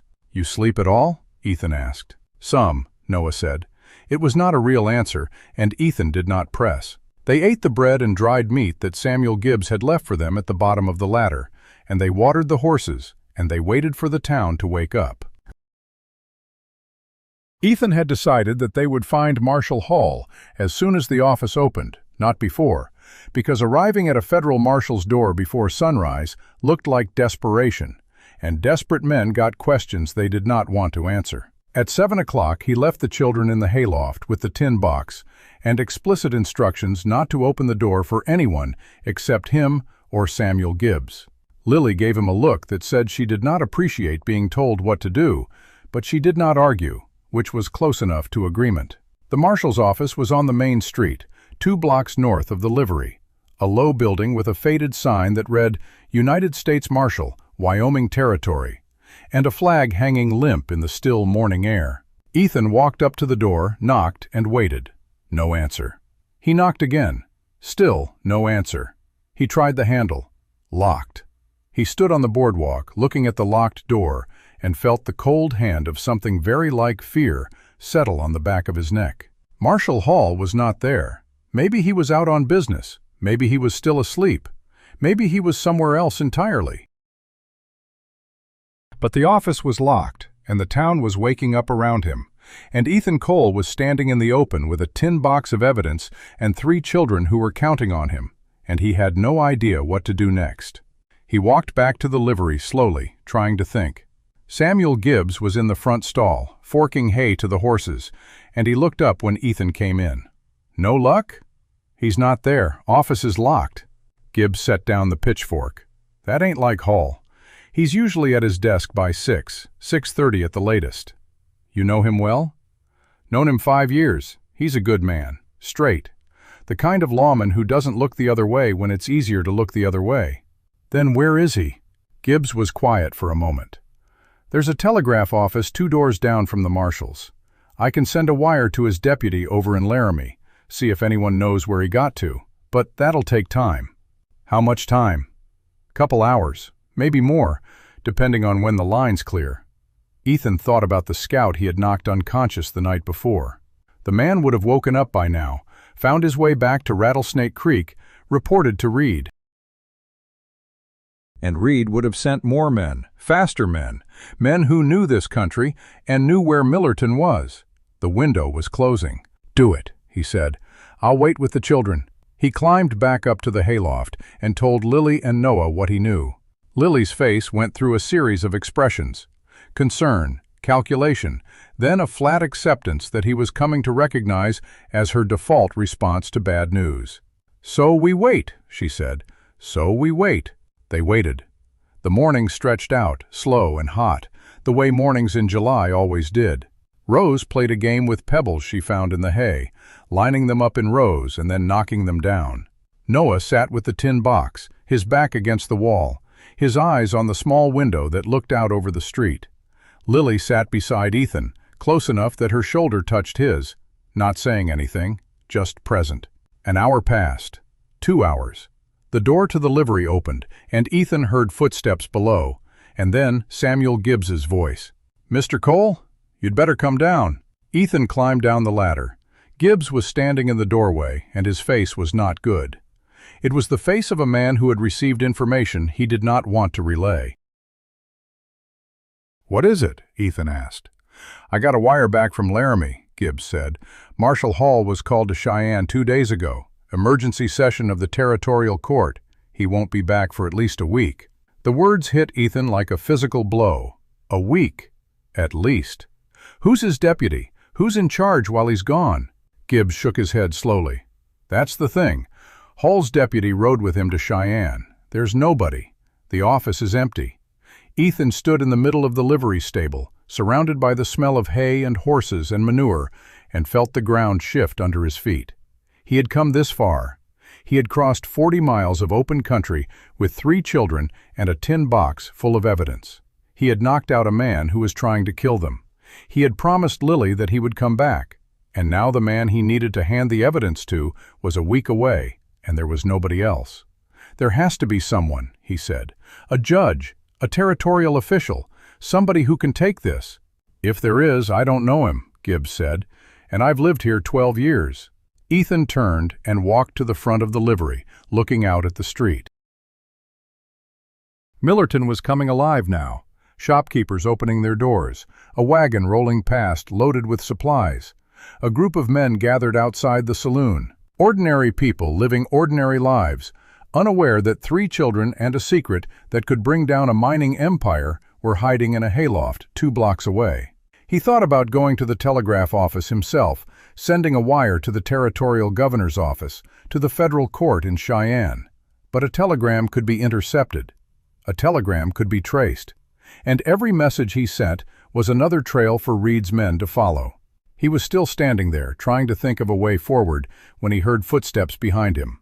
Light, quick, deliberate. He turned. Lily was standing at the bottom of the ladder. The tin box was under her arm. You're thinking about sending a telegram, she said. I'm thinking about it. Don't. Her voice was flat, certain. That's how they found my daddy. He sent a telegram to Cheyenne asking about the mining claims, and 2 days later the mine shaft collapsed. Ethan looked at her. 4 years old, and she knew the weight of a telegram and what it could cost. He crouched down to her level. "Then what do we do?" Lily set the tin box on the floor between them.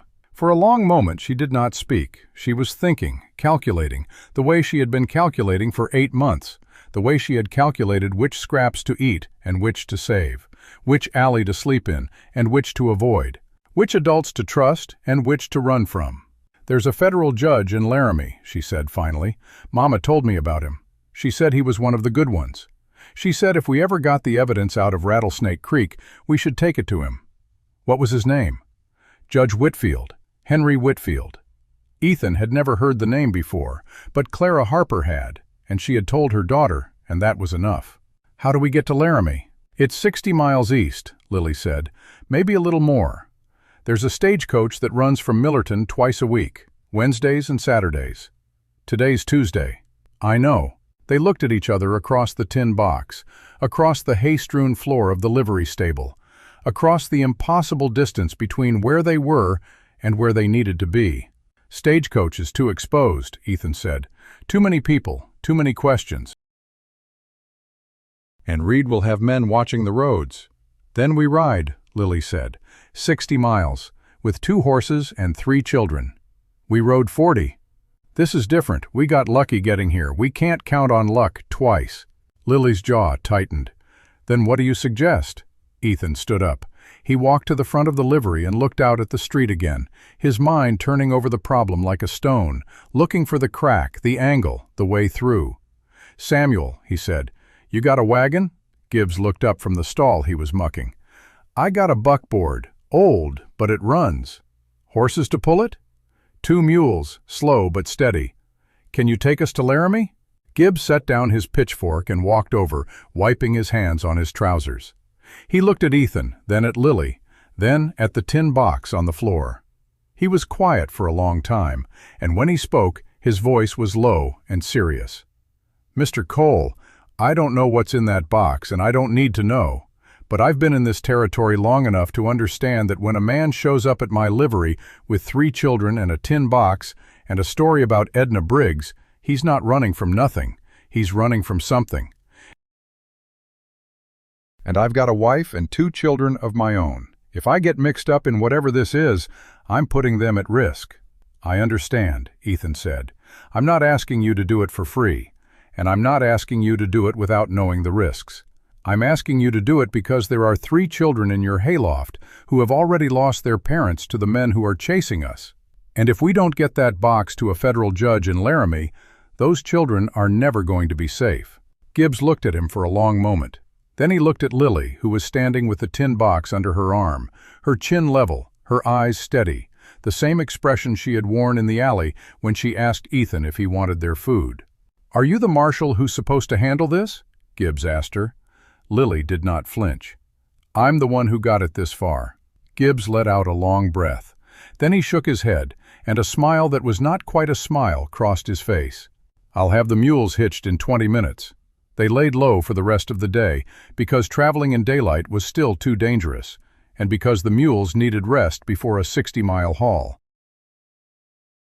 Ethan paid Gibbs for the supplies they would need: water, dried meat, hardtack, a sack of oats for the animals. He bought a new pair of boots for Noah, whose old ones had worn through, and a hat for Rose, whose face was already burned by the sun. He did not buy anything for himself because he did not need anything, and because every coin he spent was a coin closer to empty. They left Millerton at dusk, rolling out of the livery stable in Gibbs's buckboard, with the 2 mules pulling steady and slow. The buckboard was old, with wooden wheels that creaked and a seat that had seen better days, but it was solid, and it carried them. The tin box sat between Ethan and Lily on the seat. Noah and Rose were in the back, wrapped in blankets, the hay beneath them softening the jolts of the rough road. Gibbs had drawn them a map on a piece of brown paper, the route to Laramie, marked with landmarks, a dry creek bed, a stand of cottonwoods, a rocky outcropping that looked like a sleeping buffalo. "Stay off the main road as much as you can," he had said. "There's a wagon trace that parallels it about 2 miles north. It'll add time, but it'll keep you out of sight." Ethan followed the wagon trace. It was rough, barely more than 2 ruts in the grass, but it was cover, and cover was worth more than speed. The first few hours were quiet. The sun set behind them, painting the sky in shades of orange and purple and deep, bruised blue. The stars came out, one by one, until the whole vast dome of the sky was scattered with light. Rose fell asleep in the back, her head on a sack of oats, her small hand reaching out in her sleep to touch Noah's sleeve. Noah sat beside her, awake, watching the darkness, the map folded in his pocket because he had asked to hold it, and Ethan had given it to him without hesitation. Lily did not sleep. She sat on the buckboard seat beside Ethan, her eyes on the road ahead, her small hands gripping the edge of the seat. "You should rest," Ethan said. "I can't." "I know, but you should try." She did not answer. She just kept watching the road. They stopped once, around midnight, to water the mules at a stream that cut across the trace. The water was cold and clear, and the mules drank deep, and Ethan filled the canteens while the children stretched their legs. Noah walked to the edge of the stream and stood there, looking at the water, the tin box tucked under his arm. "How much farther?" Lily asked. 45 miles, maybe a little less. We'll make it by tomorrow night if the mules hold out." "The mules will hold out," Noah said without turning around. "Mules are tougher than horses."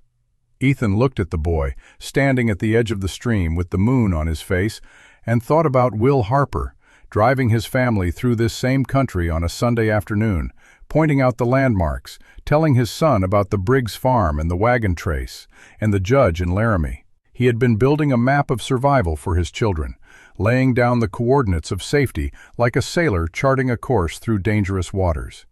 And his son had remembered every single word. "We should keep moving," Ethan said. They climbed back onto the buckboard and continued east. The wagon trace wound through open country, past dry washes and stands of cottonwood, and the occasional abandoned homestead, windows dark and doors gaping, the ghosts of dreams that had not survived the frontier. Ethan kept the mules at a steady pace, not pushing them, because pushing them would mean stopping sooner, and stopping sooner was not an option. Around 3 in the morning, Rose woke up crying.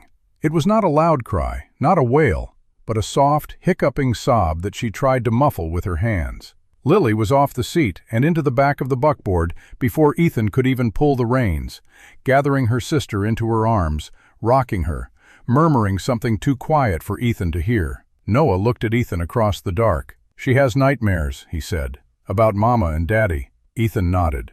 He did not know what to say.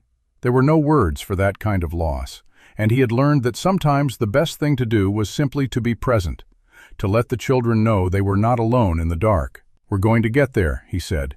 "We're going to make it to Laramie, and Judge Whitfield is going to read what your daddy found, and the men who hurt your family are going to pay for what they did. I promise you that." Noah looked at him for a long moment. Then he nodded, just once, and turned back to watch the road.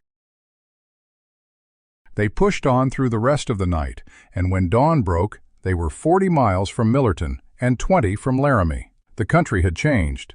The open prairie had given way to rolling hills dotted with sagebrush, and in the distance, the first blue smudge of the Laramie Mountains was visible on the horizon. Ethan pulled the buckboard off the trace and into a grove of cottonwoods near a small creek.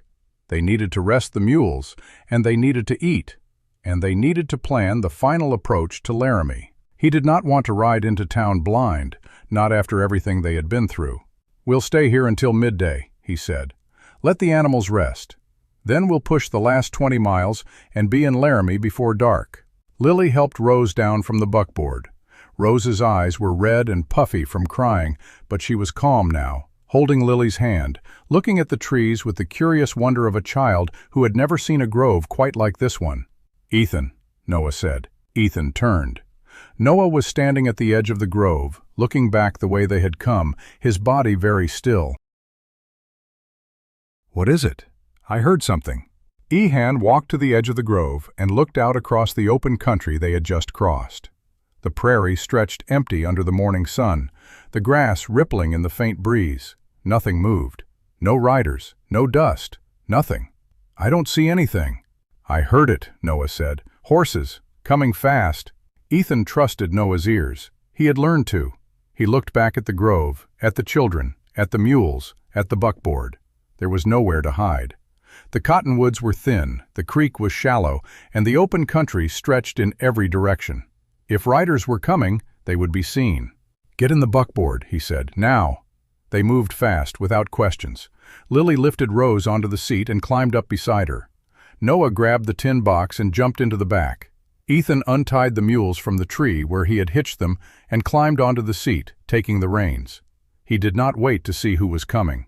He slapped the reins against the mules' backs and called out, and the buckboard lurched forward, out of the grove and onto the wagon trace, heading east, heading for Laramie, heading for safety that was still 20 miles away. He drove the mules hard, harder than he wanted to, but there was no choice. The trace was rough, jolting them with every rut and stone, and Rose held on to Lily's arm with both hands, her face pressed against her sister's side. Noah braced himself in the back, the tin box clutched to his chest, his eyes fixed on the horizon. They had covered maybe 3 miles when Ethan heard them. Horses, coming from behind, fast. He glanced back and saw them, 3 riders, coming over a low rise a mile back, moving at a gallop. They were still distant, but they were gaining. He pushed the mules harder. The buckboard creaked and groaned, the wheels bouncing over the rough ground, and the mules laid their ears back and pulled, their breath coming in heavy snorts. Lily looked back. "They're catching up." "I know." "What do we do?" Ethan reached down and pulled his revolver from its holster, laying it on the seat beside him. "We keep going." The riders closed the distance. Half a mile, a quarter mile. Ethan could hear the drum of hooves now, the creak of saddle leather, the distant shout of a man's voice, wordless and urgent.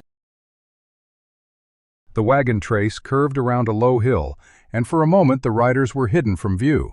Ethan yanked the reins and turned the mules off the trace, into a dry wash that cut through the hills. It was rough going, the buckboard lurching and swaying, but the wash was deep enough to hide them from the riders if they passed without looking down. He pulled the mules to a stop at the bottom of the wash and held them still. The children were silent. The only sound was the heavy breathing of the mules and the pounding of Ethan's heart.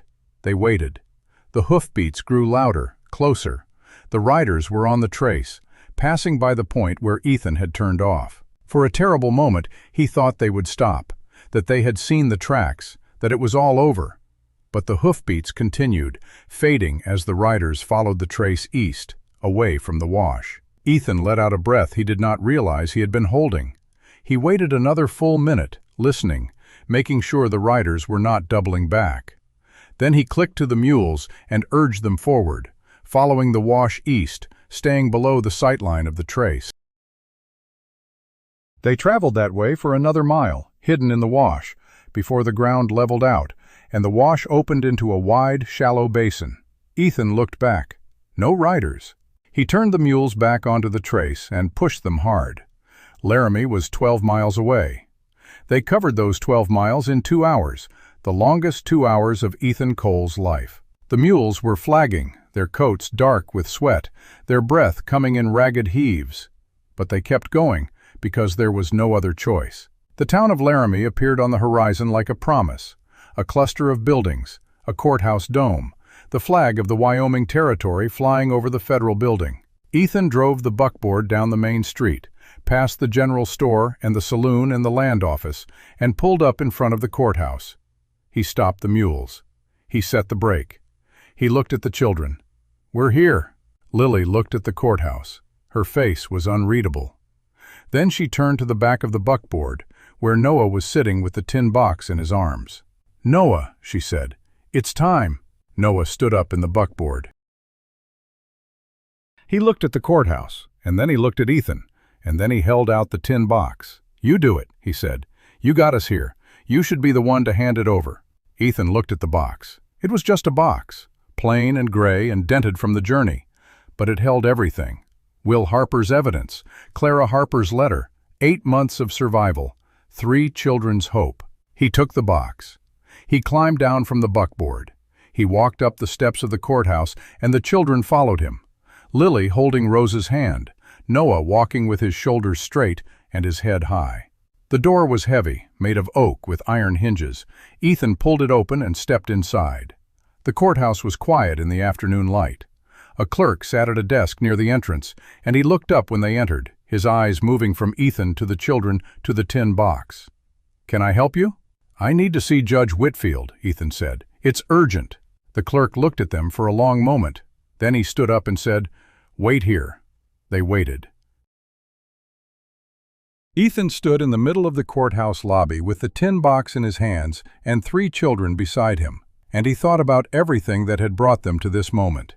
The alley, the biscuit, the stable, the reverend, the night flight, the wash, the scout, the livery, the buckboard, the riders, the miles and miles of open country. He thought about Will Harper, dead in a mineshaft for the truth he had found. He thought about Clara Harper, dead of a broken heart or a doctor's poison, leaving her children with a letter and a tin box and instructions to wait for someone from outside. He thought about Lily sorting scraps into thirds, and Noah remembering every word his father had ever spoken, and Rose falling asleep on a horse because she had learned that sleep was the only escape from hunger. A door opened at the end of the hall, and a man stepped out. He was tall, white-haired, with a face that had seen decades of frontier justice and still believed in it. He wore a black suit and carried himself with the quiet authority of a man who had spent his life in service of the law. "I'm Judge Whitfield," he said. "My clerk tells me you have something urgent." Ethan stepped forward and set the tin box on the desk beside the clerk's station. He opened it, and he laid out the contents: the survey reports, the payroll records, the letters on Harland Company stationery, Clara Harper's letter with its list of names and dates, and the final instruction to get the evidence to a federal marshal. "These are the findings of William Harper, late of Rattlesnake Creek, Wyoming," Ethan said. "He was killed 8 months ago in a mining accident that was not an accident. His wife, Clara, died 6 weeks later, under circumstances that suggest she was murdered. Their children have been living on the streets for 8 months, hiding from the sheriff who was paid to protect them. And this evidence," he touched the papers, "this evidence proves that the Harland Mining Company stole land, falsified records, and killed men to cover it up." Judge Whitfield looked at the papers. He picked up Clara Harper's letter and read it slowly, his face giving nothing away. When he finished, he set it down and looked at the children. Lily stood with her chin up and her eyes steady. Noah stood with his shoulders back and his hands at his sides. Rose stood between them, holding Lily's hand, looking at the judge with the clear, unafraid eyes of a child who had been through too much to be frightened by a man in a black suit.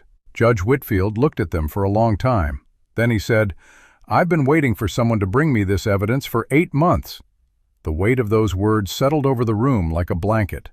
Ethan felt something release in his chest, something he had been holding tight since the alley, since the biscuit, since the first moment he had seen Lily divide scraps into thirds. "We need to send word to Marshal Hull in Cheyenne," Judge Whitfield said, "and I need to issue warrants. But first," he looked at the children again, and his voice softened. "First, we need to find these children a place to stay, somewhere safe, somewhere with a bed and a meal and a door that locks." "There's a boarding house across the street," the clerk said quietly. "Mrs. Parsons runs it. She takes in travelers." "Good," the judge said. He looked at Ethan. "Mr. Cole, you and the children will stay at the boarding house tonight. I will have my clerk draw up the warrants. Tomorrow morning we begin." Ethan nodded. He turned to the children. Lily was looking at him, and there was something in her eyes that he had not seen before. It was not trust. She had already given him that. It was something deeper, something like hope. "Come on," he said. "Let's find that boarding house." They walked out of the courthouse into the late afternoon sun of Laramie. The street was busy with people going about their business, unaware that 3 children and a tin box had just changed the course of justice in the Wyoming territory. Ethan took Lily's hand, and she let him. Noah walked beside him, the empty tin box in his arms, because he had not let go of it, and Ethan had not asked him to. Rose skipped ahead, her small shadow stretching long on the boardwalk, chasing the light. They crossed the street to the boarding house. The sign above the door read, "Mrs. Parsons Boarding, rooms by the night or week." Ethan knocked, and a woman with gray hair and kind eyes opened the door. "Yes?" "We need a room," Ethan said.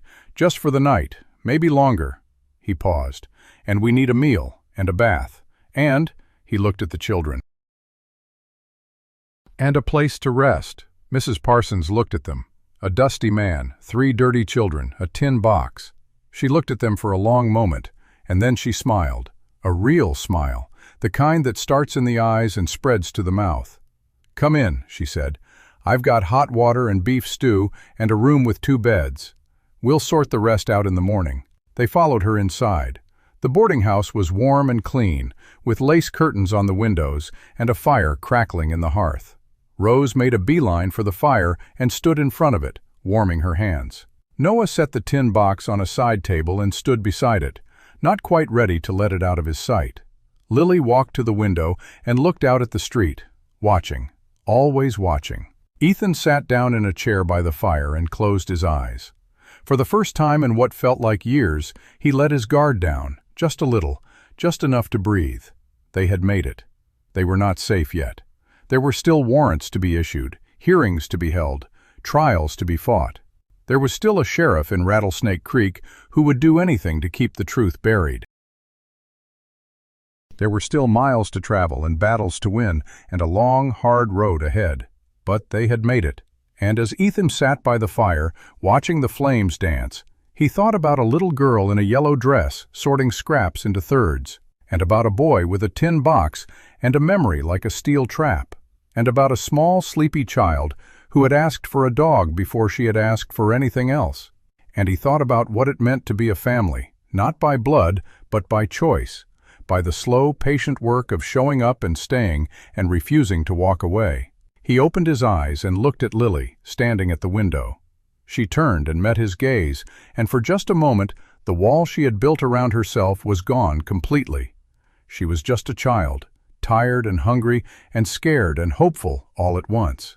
"Ethan," she said. "Yeah? Is this real?" He stood up and walked to her, and he put his hand on her shoulder, the way he had put his hand on her brother's shoulder in the dark road when the boy had admitted he was scared. "Yeah," he said. "It's real." She nodded. And then she leaned into him, just for a second, just long enough for him to feel the weight of her trust.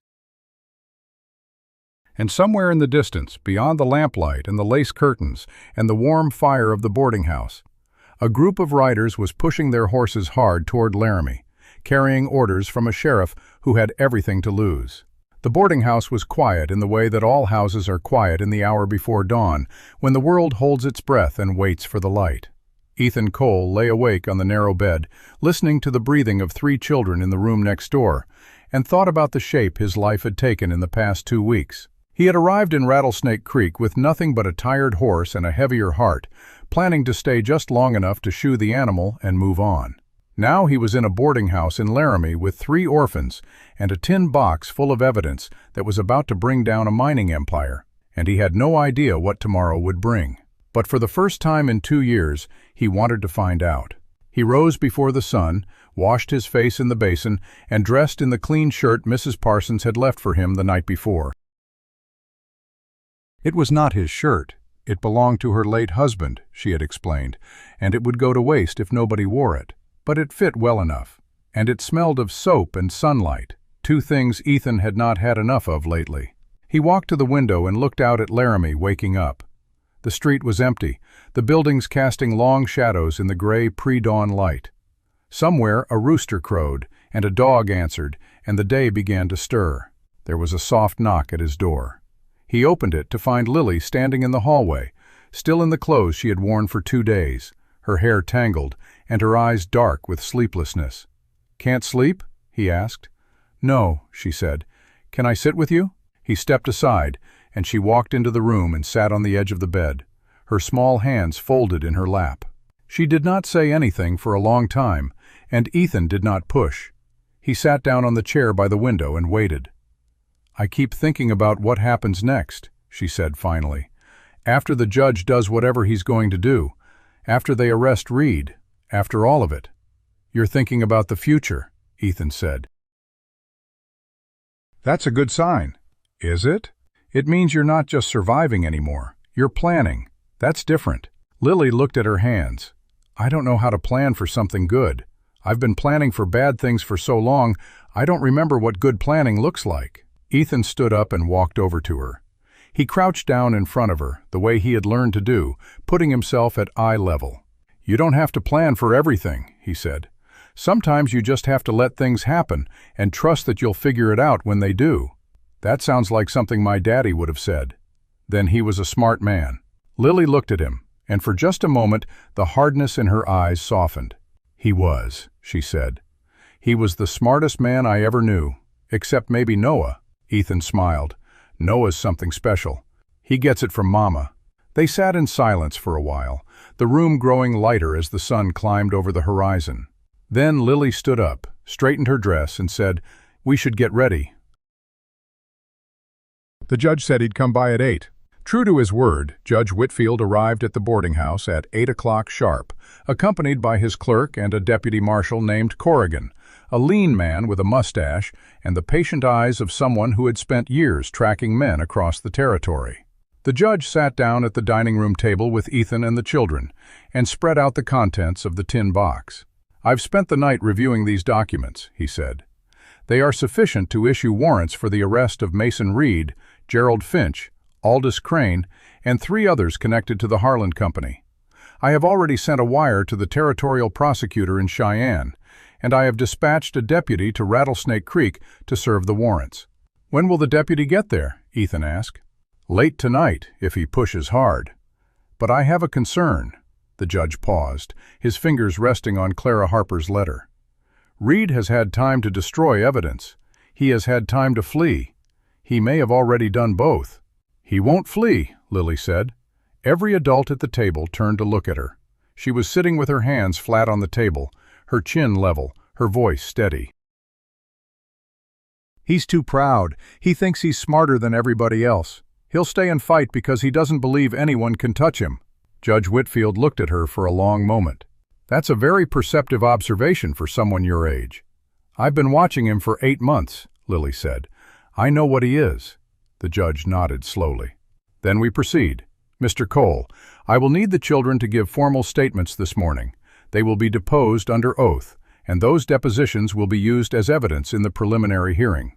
I will need you to be present as well, to corroborate the chain of evidence and your own observations." Ethan nodded. "Whatever it takes." The depositions took place in the judge's chambers, a small room lined with law books and furnished with a heavy oak desk and leather chairs. The clerk sat in the corner with a notebook, recording every word. Lily went first, sitting straight-backed in the chair beside the judge's desk, her feet barely touching the floor, and answered every question with the same flat, steady voice she had used in the alley when she asked Ethan if he wanted their food. She told them about the night her father died. She told them about her mother's decline, about the doctor who came and went and wrote a death certificate that did not match what she had seen with her own eyes. She told them about the sheriff who had come to the house the day after the funeral, offering to take them to the orphanage, and about Noah grabbing her hand and pulling her out the back door before Reed could reach them. "When did you decide to hide?" the judge asked. "We didn't decide," Lily said. "We just ran, and then we kept running." "When did you decide to trust Mr. Cole?" Lily was quiet for a moment. "When he brought the biscuit," she said, and then walked away. When it was Noah's turn, he carried the tin box into the judge's chambers and set it on the desk in front of him. He did not sit down. He stood at the edge of the desk, his hands resting on the box, and answered every question with the same precise, careful clarity that had marked every word he had spoken since Ethan met him. "Your mother gave you a letter before she died," the judge said. "What did she tell you to do with it?" "She told me to wait for someone from outside," Noah said. "Someone who wasn't part of the town. Someone who wasn't afraid of Reed." "And you decided Mr. Cole was that person?" Noah looked at Ethan across the room. "He didn't stop coming," he said. "Even after he knew it was dangerous, he kept coming back." Rose's deposition was short. She sat in her sister's lap, twisted a strand of her hair around her finger, and answered the questions in her soft, serious voice. Yes, she remembered the night her daddy did not come home. Yes, she remembered the doctor coming to see her mama. Yes, she remembered the sheriff. No, she did not like him.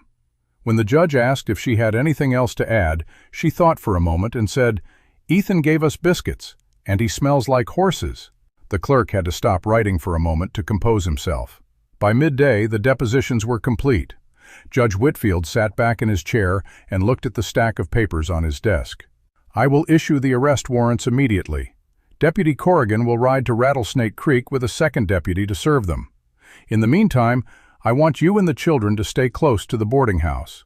Do not draw attention to yourselves. There are men in this territory who will be very interested in keeping this evidence from reaching a trial." Ethan nodded. Understood. They walked back to the boarding house through the heat of the afternoon. The streets of Laramie were busy, filled with wagons and horses and people going about their business. Lily walked close to Ethan, her hand brushing his sleeve. Noah carried the tin box, empty now, but he carried it anyway. Rose skipped ahead, chasing a butterfly that darted through the dust. They ate lunch at the boarding house, a simple meal of bread and cheese and cold chicken that Mrs. Parsons pressed on them with the insistence of a woman who had decided they were too thin and was going to fix it whether they liked it or not. Rose ate 3 pieces of chicken and asked for a 4th. Noah ate carefully, methodically, the way he did everything. Lily picked at her food, her eyes on the window, watching the street. "You should eat," Ethan said. "I'm not hungry." "You haven't eaten since yesterday." "I said I'm not hungry." Ethan did not push. He had learned that pushing Lily was like pushing a stone wall. It accomplished nothing and left you bruised. Instead, he ate his own meal and waited. The afternoon passed slowly. Ethan sat on the front porch of the boarding house, watching the street, his hand never far from his revolver. The children played in the parlor, Rose building a house out of wooden blocks she had found in a corner, Noah reading a book he had pulled from Mrs. Parsons' shelf, Lily standing at the window, watching, always watching. Around 4 o'clock, Deputy Corrigan rode past the boarding house at a trot, heading south. He did not stop, did not look up. But he touched the brim of his hat as he passed, a small gesture that Ethan understood. The warrants were on their way. Reed's time was running out. And then, at 5 o'clock, the telegraph boy arrived. He was a young man, maybe 14, with a cap pulled low over his eyes and a leather satchel slung across his shoulder. He ran up the steps of the boarding house and handed Ethan a folded piece of paper. "Telegram for Mr. Ethan Cole," he said, "from Millerton." Ethan unfolded it and read, "Stop.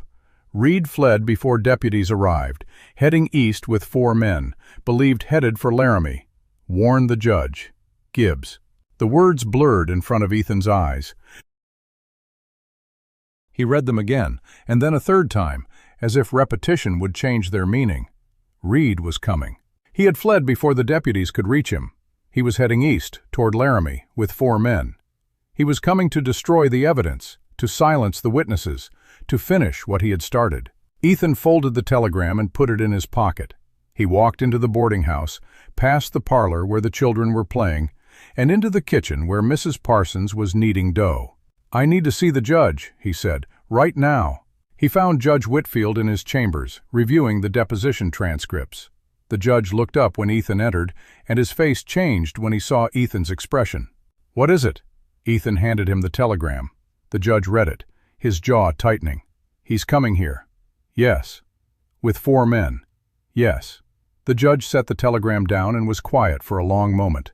Then he stood up and walked to the window, looking out at the street. "We have 2 deputies in town. Corrigan is already on the road to Rattlesnake Creek. That leaves 1 deputy and myself. If Reed reaches Laramie with 4 men, we cannot stop him. Then we have to stop him before he reaches Laramie." Judge Whitfield turned. "What are you suggesting?" "I'm suggesting I ride out to meet him, take him on the road before he gets here." "That's suicide. 4 men against 1. I don't plan on fighting them all. I just need to slow them down long enough for Corrigan to get back with the warrants. If Reed doesn't reach Laramie tonight, he's out of time." The judge looked at him for a long time. "You understand what you're offering?" "I understand. That man has already killed the father of those children. He will not hesitate to kill you." "I know." The judge walked back to his desk and sat down heavily. He looked at Ethan, and there was something in his eyes that was not quite respect, but was close to it. "I can't order you to do this. I can't even ask you to do this. It's outside the bounds of anything I have the authority to request." "I'm not asking for permission," Ethan said. "I'm telling you what I'm going to do."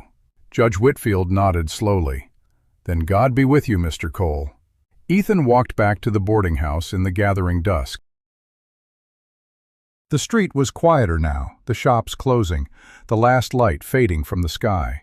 He climbed the steps and found Lily sitting on the porch, her arms wrapped around her knees, watching him approach. "You got a telegram," she said. It was not a question. "Yeah." "It's about Reed." "Yeah." She stood up. Her face was unreadable. "What are you going to do?" Ethan looked at her. She was 4.5 years old. She had already lost her father and her mother. She had spent 8 months hiding and running and surviving on scraps. And now she was standing on a porch in Laramie, asking him what he was going to do about the man who had taken everything from her.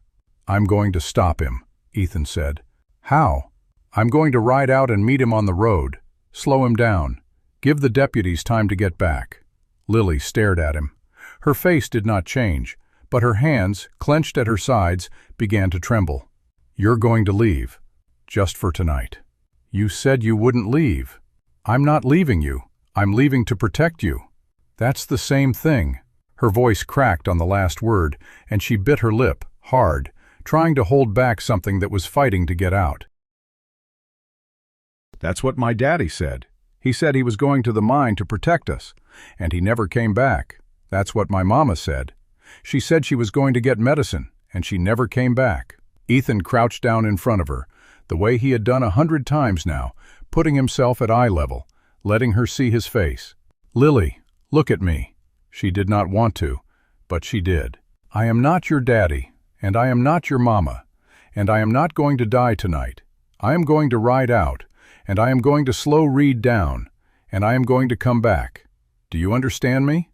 "How do you know?" "Because I have something to come back to." She looked at him for a long time. The street was dark now, the only light coming from the windows of the boarding house. Somewhere in the distance, a horse whinnied, and the wind picked up, carrying the smell of dust and sage. "You promised," she said. "I promised." She reached out and grabbed his hand, her small fingers wrapping around his with a grip that was surprisingly strong. "Then you better keep your promise," she said. "I intend to." He stood up. He looked at the boarding house, at the warm light in the windows, at the shape of Noah moving behind the curtain in the parlor, at Rose's small silhouette as she stood on a chair to look out the window. "I need you to do something for me," he said. "What?" "I need you to stay here. Keep Noah and Rose inside. Don't open the door for anyone except the judge or Deputy Corrigan. Can you do that?" Lily straightened her shoulders. "I can do that." "I know you can." He turned to walk down the steps, and then he stopped. He turned back. "Lily." "Yeah? You're the bravest person I've ever met." She did not answer, but she stood a little taller. Ethan walked to the livery stable, where Buck was still resting from the journey. He saddled the horse, checked his revolver, and mounted. The street was empty, the town dark, the only sound the creak of saddle leather and the soft footfall of the horse on the packed earth. He rode out of Laramie, heading west into the dark. The road stretched ahead of him, empty and silent under the stars. He kept Buck at a steady canter, watching the horizon, listening for the sound of horses. The night was clear, the moon a thin sliver, the stars scattered across the sky like handfuls of salt. He had ridden for about an hour when he saw them, 5 riders, moving fast, coming up the road from the west. They were still distant, maybe a mile away, but they were coming hard, and they were coming straight for Laramie. Ethan pulled Buck off the road and into the cover of a low rise. He dismounted, tied the horse to a sagebrush, and crawled to the top of the rise. He counted them. 5. Reed in the lead, his hat pulled low, his coat flapping in the wind. Behind him, 4 men, hard-faced and armed. Ethan had no plan beyond this moment. He had no backup, no reinforcements, no clever strategy. He had a revolver and a horse, and the desperate hope that he could buy enough time for justice to catch up. He drew his revolver, took aim, and fired. The shot cracked through the night, loud and sharp. He aimed high, over their heads, not trying to hit anyone. He just wanted their attention. It worked. The riders pulled up short, their horses rearing and milling. Reed's voice cut through the dark, sharp and angry. "Spread out! Find him!" Ethan slid back down the rise and ran to Buck. He mounted and rode west, away from Laramie, drawing them after him. They followed, as he had hoped they would. He could hear them behind him, the thunder of hooves, the shouts of men. He pushed Buck hard, racing across the open ground, weaving through the sagebrush and dry washes. He led them on a chase that lasted 20 minutes, 30, 40. He doubled back, cut through a dry creek bed, climbed a low hill. He kept moving, kept them chasing, kept them away from Laramie. But they were faster than he was, and there were 5 of them, and eventually they cornered him. He found himself at the edge of a ravine, the ground dropping away behind him, the riders spreading out in a half-circle in front of him. There was nowhere left to run. Reed rode forward, his horse stepping carefully through the brush. He stopped 20 feet from Ethan and looked at him with cold, flat eyes. "You're the one who took the children," he said. "I'm the one who took the evidence," Ethan said. Reed's jaw tightened. "Where is it?" "Already in the hands of a federal judge. Already deposed. Already sent to Cheyenne." "You're too late, Reed." Reed stared at him. For a long moment he did not speak. Then he drew his revolver. "That's a shame," he said, "because I was going to let you live if you told me where it was." Ethan looked at the 5 men surrounding him. He looked at the ravine behind him. He looked at the sky above, scattered with stars, and he thought about Margaret, and he thought about the ranch in Colorado, and he thought about 3 children waiting for him in a boarding house in Laramie. He drew his own revolver. "Then I guess we're done talking." The shot that came was not from his gun. It came from the east, from the direction of Laramie, and it was followed by the sound of horses and the shout of a man's voice. "Federal deputies, lay down your weapons!" Reed's head snapped around. Behind him, coming fast up the road, were 3 riders, their badges catching the moonlight. Deputy Corrigan had returned. Reed turned back to Ethan, and for a moment their eyes met. There was something in Reed's face that Ethan had never seen before. It was not fear. It was recognition. The recognition of a man who had just realized that the game was over. Reed raised his revolver, and then everything happened at once. The deputies opened fire. Reed's men scattered, some returning fire, some fleeing into the dark. Reed himself spurred his horse forward, straight at Ethan, his gun raised. Ethan fired. The bullet struck Reed in the shoulder, spinning him in the saddle. He grabbed his horse's mane, clinging on, and then he was past Ethan, heading for the ravine, disappearing into the dark. Ethan turned to follow, but a hand grabbed his arm. It was Corrigan, his face tight with urgency. "Leave him. He's wounded and alone. He won't get far. We've got the others." Ethan looked at the ravine, at the darkness where Reed had vanished. He wanted to follow. He wanted to finish it. But behind him, in Laramie, 3 children were waiting. He holstered his revolver and turned his horse back toward the town. The ride back to Laramie was the longest of Ethan Cole's life. Not because of the distance. It was barely 3 miles from where the confrontation had happened to the edge of town. But because every step of Buck's hooves on the hard ground carried him away from the ravine where Mason Reed had disappeared, and toward 3 children who were waiting for him to keep his promise. He had left a wounded and desperate man alive in the dark, and he did not know if that decision would come back to haunt him. Deputy Corrigan rode beside him, his own horse breathing hard from the chase. Behind them, the other 2 deputies were rounding up Reed's men, 2 of them captured, 2 scattered into the night. The warrants were being served. The wheels of justice were turning, but Reed himself was still out there, bleeding somewhere in the sagebrush. And until he was in chains, nobody in Laramie was safe. "You should have let me go after him," Ethan said. "I should have let you get yourself killed," Corrigan replied. "Reed's wounded, but he's still dangerous, and he knows this country better than you do. You'd have ridden into an ambush inside of an hour." Ethan did not answer. He knew Corrigan was right, but knowing did not ease the tightness in his chest. They reached the edge of Laramie just as the first gray light of dawn was touching the horizon. The town was waking up, the same as it did every morning, unaware of the violence that had played out on the road to the west. Ethan rode down the main street, past the courthouse, past the general store, and pulled up in front of Mrs. Parsons' boarding house. The door opened before he could dismount. Lily stood in the doorway, still in the same dress she had worn for 3 days, her hair tangled, her eyes red from sleeplessness. She looked at him sitting on the horse, and she did not move. Ethan swung down from the saddle. He walked up the steps, and he stopped in front of her. "I told you I'd come back," he said. She did not answer. She just stood there, looking at him, and then something broke in her face, and she stepped forward and wrapped her arms around his waist and pressed her face against his chest. Ethan stood very still. He did not know what to do. He had not been held by a child in years, had not held one in return. But his arms came up, slowly, and he put them around her, and he held her. She did not cry. Lily Harper did not cry, not where anyone could see her. But she held on to him with a grip that seemed to say she would never let go. "Rose was asking for you," she said into his shirt. "I'm here now." Noah didn't sleep. "Neither did you." She did not deny it. He led her inside, and he found Noah sitting in the parlor with the empty tin box on his lap, his eyes fixed on the door. When Ethan walked in, Noah looked at him for a long moment, and then he gave a single nod. That was all, but it was enough. Rose was asleep on the couch, curled up under a quilt that Mrs. Parsons had draped over her. Her thumb was in her mouth, and her face was peaceful in a way it rarely was when she was awake. Ethan sat down in the chair across from her and let himself breathe for the first time in hours. Mrs. Parsons appeared with a cup of coffee, hot and black, and set it in his hands without a word. She was a woman who understood that some moments required silence, and she gave it freely. The morning passed in a blur of small events. Judge Whitfield came by to confirm that 2 of Reed's men were in custody and that a search party was being organized to track down the wounded sheriff. Deputy Corrigan stopped in to report that they had found signs of blood on the trail west of the ravine.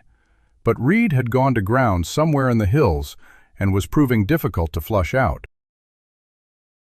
A wire arrived from Cheyenne confirming that the territorial prosecutor was preparing charges against the Harland Company's senior officers. Through it all, the children stayed close. Lily followed Ethan from room to room, not speaking, just present. Noah sat on the porch with the tin box, watching the street. Rose woke and ate breakfast and then climbed into Ethan's lap and fell asleep again, her small hand clutching his shirt. Around noon, Judge Whitfield sent word that he needed to speak with Ethan at the courthouse. Ethan gently shifted Rose to the couch and walked to the courthouse, feeling the weight of Lily's eyes on his back as he left.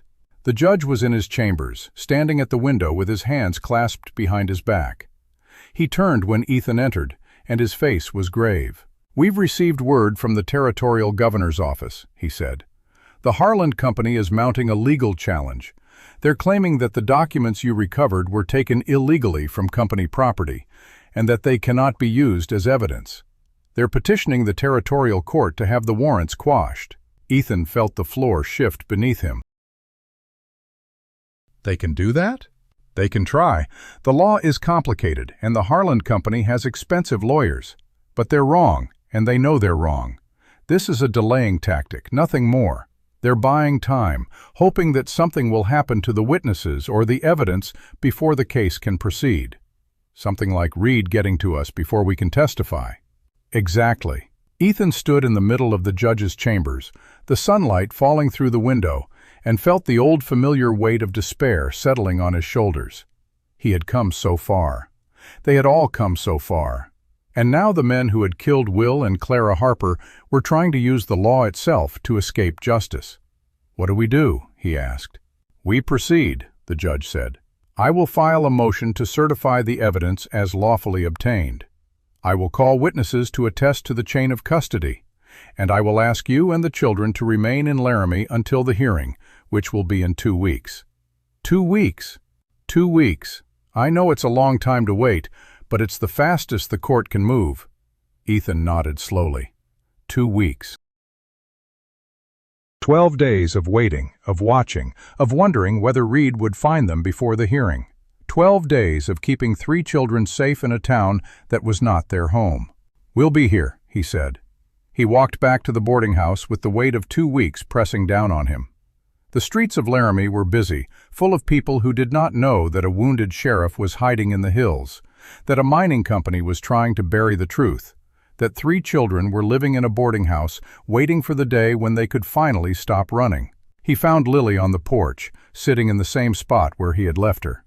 "Bad news?" she asked. "Complicated news." She did not ask for details.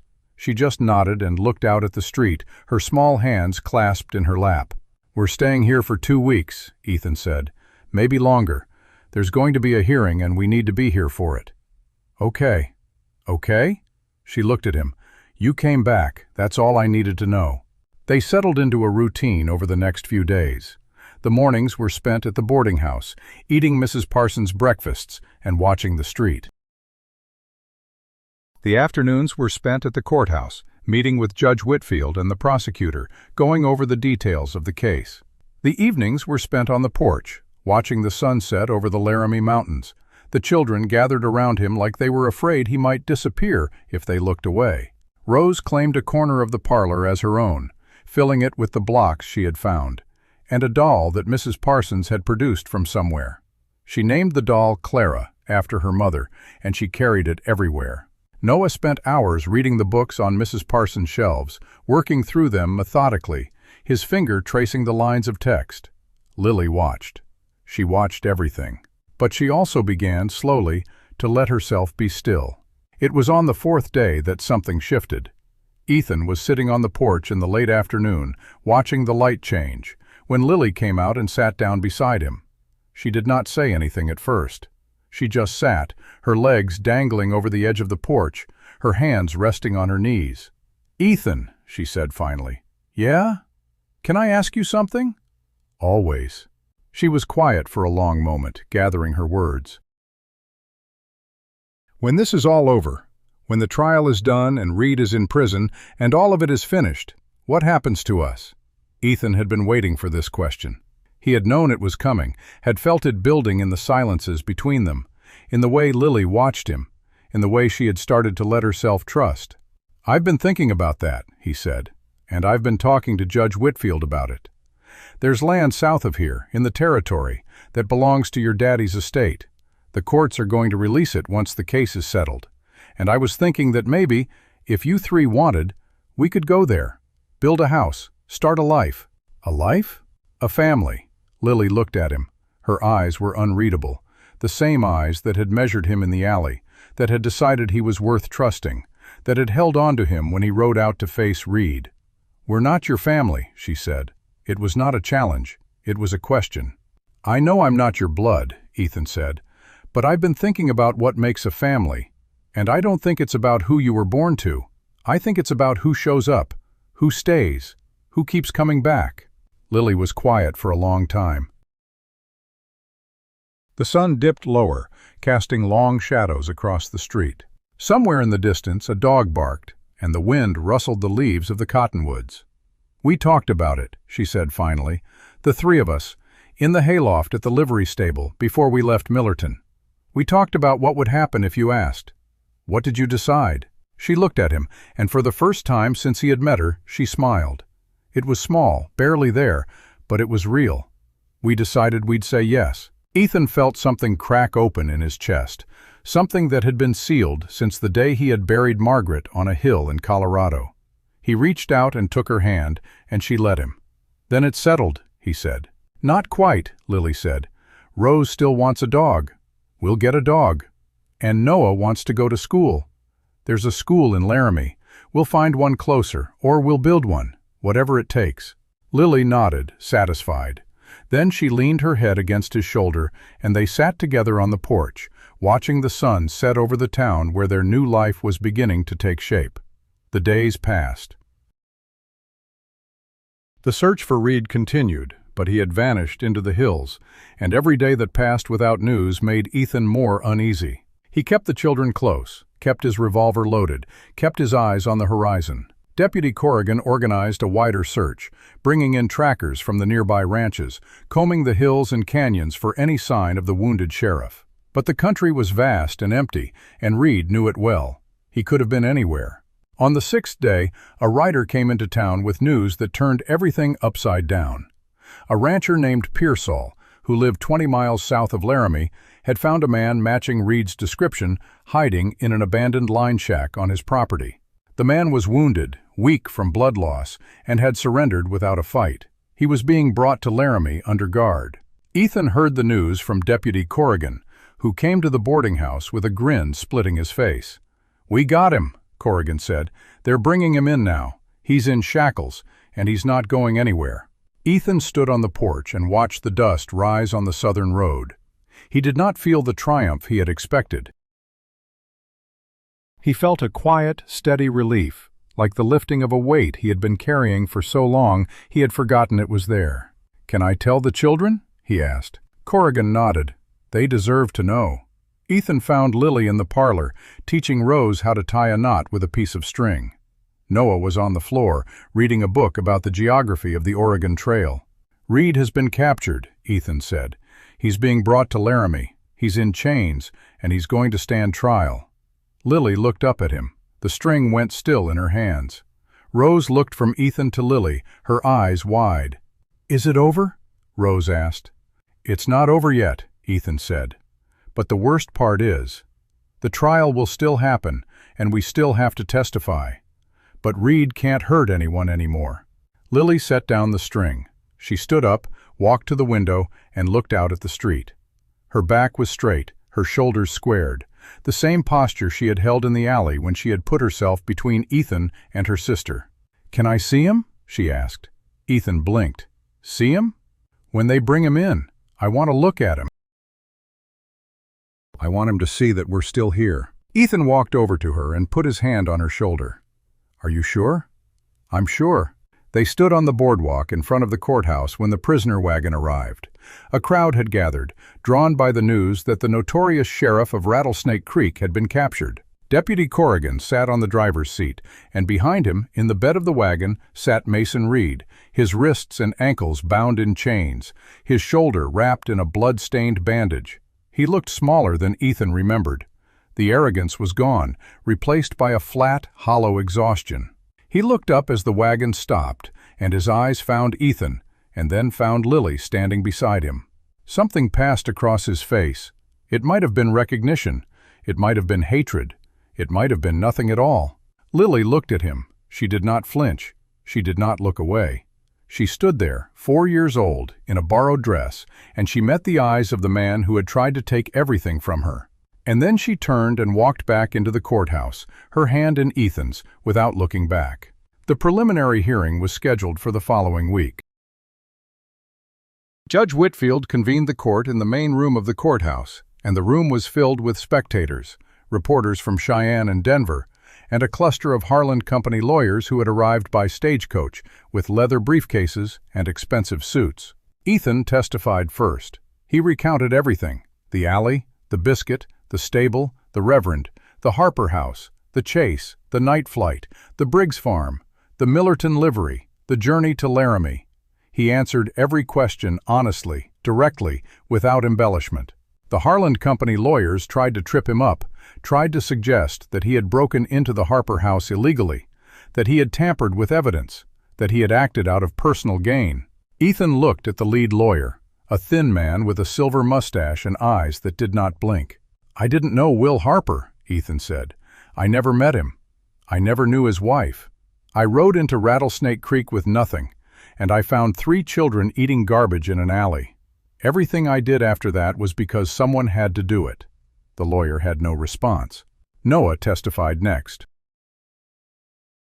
He took the stand with the tin box in his hands, and he answered every question with the same precise, careful clarity that had marked every word he had spoken since Ethan met him. He told the court about his father's discovery, about his mother's letter, about the night they fled the house, about the 8 months of hiding. When the Harlan Company lawyer tried to suggest that a 6-year-old boy might have misremembered or been coached, Noah looked at him with those steady, unafraid eyes. "I remember everything my father ever told me," he said, "and I remember everything my mother wrote in her letter. I have not misremembered a single word." The courtroom was very quiet after that. Lily's testimony was brief but powerful. She sat in the witness chair, her feet barely touching the floor, and she told the court about the day the doctor came, about the way her mother had looked at her and said, "Take care of your brother and sister." She did not cry. She did not waver. She simply told the truth. Rose was not called to testify. Judge Whitfield had ruled that she was too young, and the prosecution had enough evidence without her. But she sat in the front row of the courtroom, next to Ethan, holding his hand, and she watched the proceedings with the same clear, serious eyes she had worn since the day Ethan had first seen her. The hearing lasted 3 days.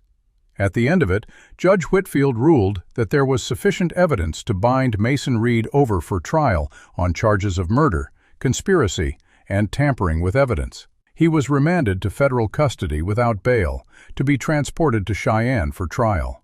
The Harlan Company lawyers immediately filed an appeal, but the judge denied it. When the gavel fell, Ethan looked at the children sitting beside him.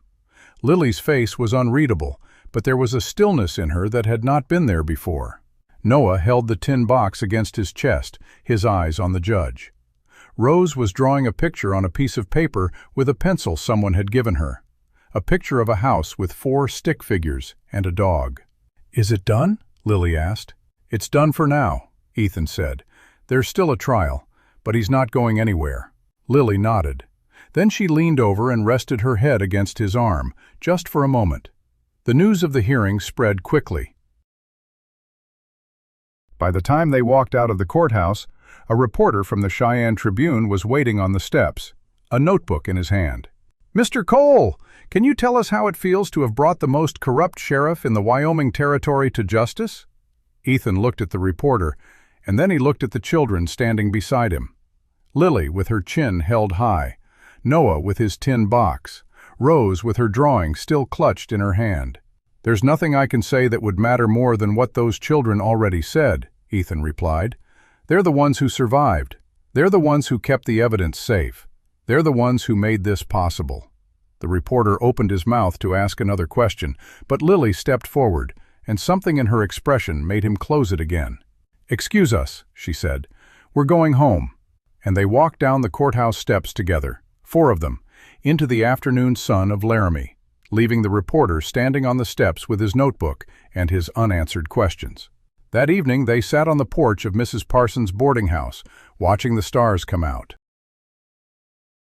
Rose was asleep on Ethan's lap, her small hand curled around a strand of his shirt. Noah sat beside him, the tin box on the floor at his feet, his head tilted back to look at the sky. Lily sat on the other side, her shoulder touching his. "Ethan," Noah said. "Yeah? Can we go see the land tomorrow? The land that belonged to my daddy?" Ethan looked at the boy. In the dim light, he could see the hope in his eyes, fragile and new, like the first green shoots after a long winter. "Tomorrow," he said. "We'll find a wagon, and we'll ride out and see it." "Can we build a house there?" Rose asked, her voice muffled against his shirt. "We can build whatever we want."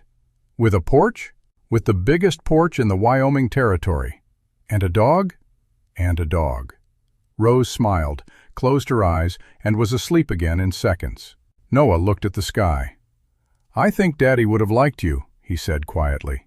Ethan did not know how to answer that, so he just sat there, with the children around him, under the vast Wyoming sky, and let the words settle into his heart like seeds waiting for rain. The next morning they hitched a wagon from the livery and rode south, following a map that Noah had drawn from memory. The land was 20 miles from Laramie, rolling country with grass up to their knees and a creek running through the middle of it. There was an old homestead there, abandoned years before, with a cabin that had partially collapsed and a barn that still stood. Ethan helped the children down from the wagon, and they stood together on the rise overlooking the creek. "This is it," Noah said. "This is where Daddy was going to bring us." Lily walked down to the creek and crouched by the water, dipping her hand in. Rose ran through the grass, her arms spread wide, her laughter carried away by the wind. Ethan stood beside Noah looking at the land. "It's good land," he said. "It's our land," Noah said. They built the house that autumn. The whole town of Laramie seemed to get involved somehow. Mrs. Parsons organized a food drive. Deputy Corrigan showed up on his days off with a hammer and nails. Judge Whitfield personally delivered a set of used tools that had belonged to his own father. Even the reporter from the Cheyenne Tribune came out one afternoon with a wagon load of lumber, claiming it was the least I could do. Ethan worked from dawn until dusk, his hands blistered and calloused, his back aching, his heart fuller than it had been in years. The children helped where they could. Rose carried nails, Noah measured boards. Lily stood on the framing and hammered with a concentration that made everyone within earshot nervous. The house rose from the prairie, room by room, plank by plank. By the time the first snow fell, they had walls and a roof and a stove that heated the whole place. They had a bedroom for the girls and a corner for Noah and a room for Ethan that looked out over the creek. And on the day they moved in, the day they carried the last of their belongings from the wagon into the house, Lily stood in the middle of the empty parlor and turned in a slow circle, looking at the walls, the windows, the ceiling. "Ours," she said. "Ours," Ethan agreed. She looked at him, and for the first time since he had met her, the wall around her heart was gone completely. She was just a child, standing in a house that was hers, with a family that was hers, and she was not afraid anymore. "Ethan?" "Yeah?" "Thank you for not walking past." Ethan crouched down and put his hand on her shoulder. "Thank you for letting me stop."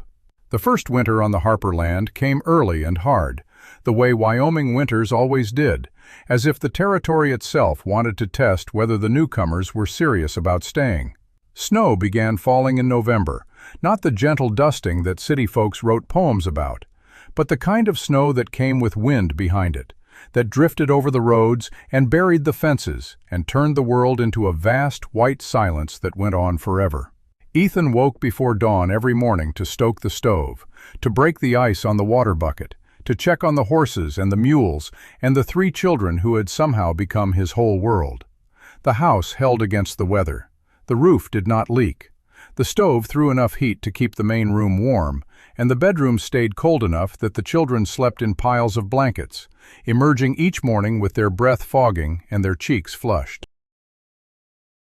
Rose had taken to sleeping with Clara the doll tucked under her arm, and she talked to it in the mornings, telling it about the snow, about the birds at the window, about the dog they were going to get in the spring. Noah had claimed the corner of the main room as his own, setting up a small desk that Deputy Corrigan had found in the attic of the courthouse. He spent hours there, writing in a journal, drawing maps of the country around the house, reading the books he had carried from Mrs. Parsons' boarding house. He did not talk much about the trial, but Ethan saw him sometimes at night, sitting by the window, looking out at the dark, his hand resting on the tin box that now sat on the shelf above his desk. Lily had taken charge of the kitchen. She was 4 years old, going on 5, and she had decided that she was going to learn to cook. Mrs. Parsons had given her a handwritten recipe book before they left Laramie, and Lily studied it with the same fierce concentration she applied to everything. Her biscuits were still lumpy, her stew was still too salty, but she made them anyway, every single day, because she had decided that this was her job, and Lily Harper did not abandon a job once she had taken it. Ethan spent his days cutting firewood, repairing the barn, planning for the spring planting. He had bought seeds from the general store in Laramie, beans, corn, potatoes, carrots, and he kept them in a tin box of their own, stored in the root cellar that he had dug beneath the house. He was learning the shape of this land, the way the wind moved across the creek, the places where the sun hit first in the morning, the spots where the snow drifted deepest. He was learning to call it home, but the trial was coming. The date had been set for early March, and as the weeks passed, the weight of it settled over the household like the snow itself, silent and heavy and inescapable. It was the second week of January when the first visitor came. Ethan was in the barn, mending a harness, when he heard a horse approaching. He stepped out into the cold, his hand moving automatically to the revolver on his hip, and saw a rider coming up the track from the main road. The horse was blowing hard, its breath pluming in the cold air, and the rider was bundled in a heavy coat, his face hidden behind a scarf. He stopped 20 feet from the house and pulled down his scarf. It was Deputy Corrigan. Ethan felt the tension drain from his shoulders. "Didn't expect to see you out here in this weather." Corrigan dismounted stiffly, his boots crunching in the snow. "Got news from Cheyenne. The prosecution wants to move the trial up. They're worried about the Harlan Company's lawyers dragging their feet, so they're pushing for a February date." "February? That's 3 weeks away. 4, maybe. I came to tell you in person because I didn't want to send a telegram that might get intercepted." He stamped his feet, trying to warm them.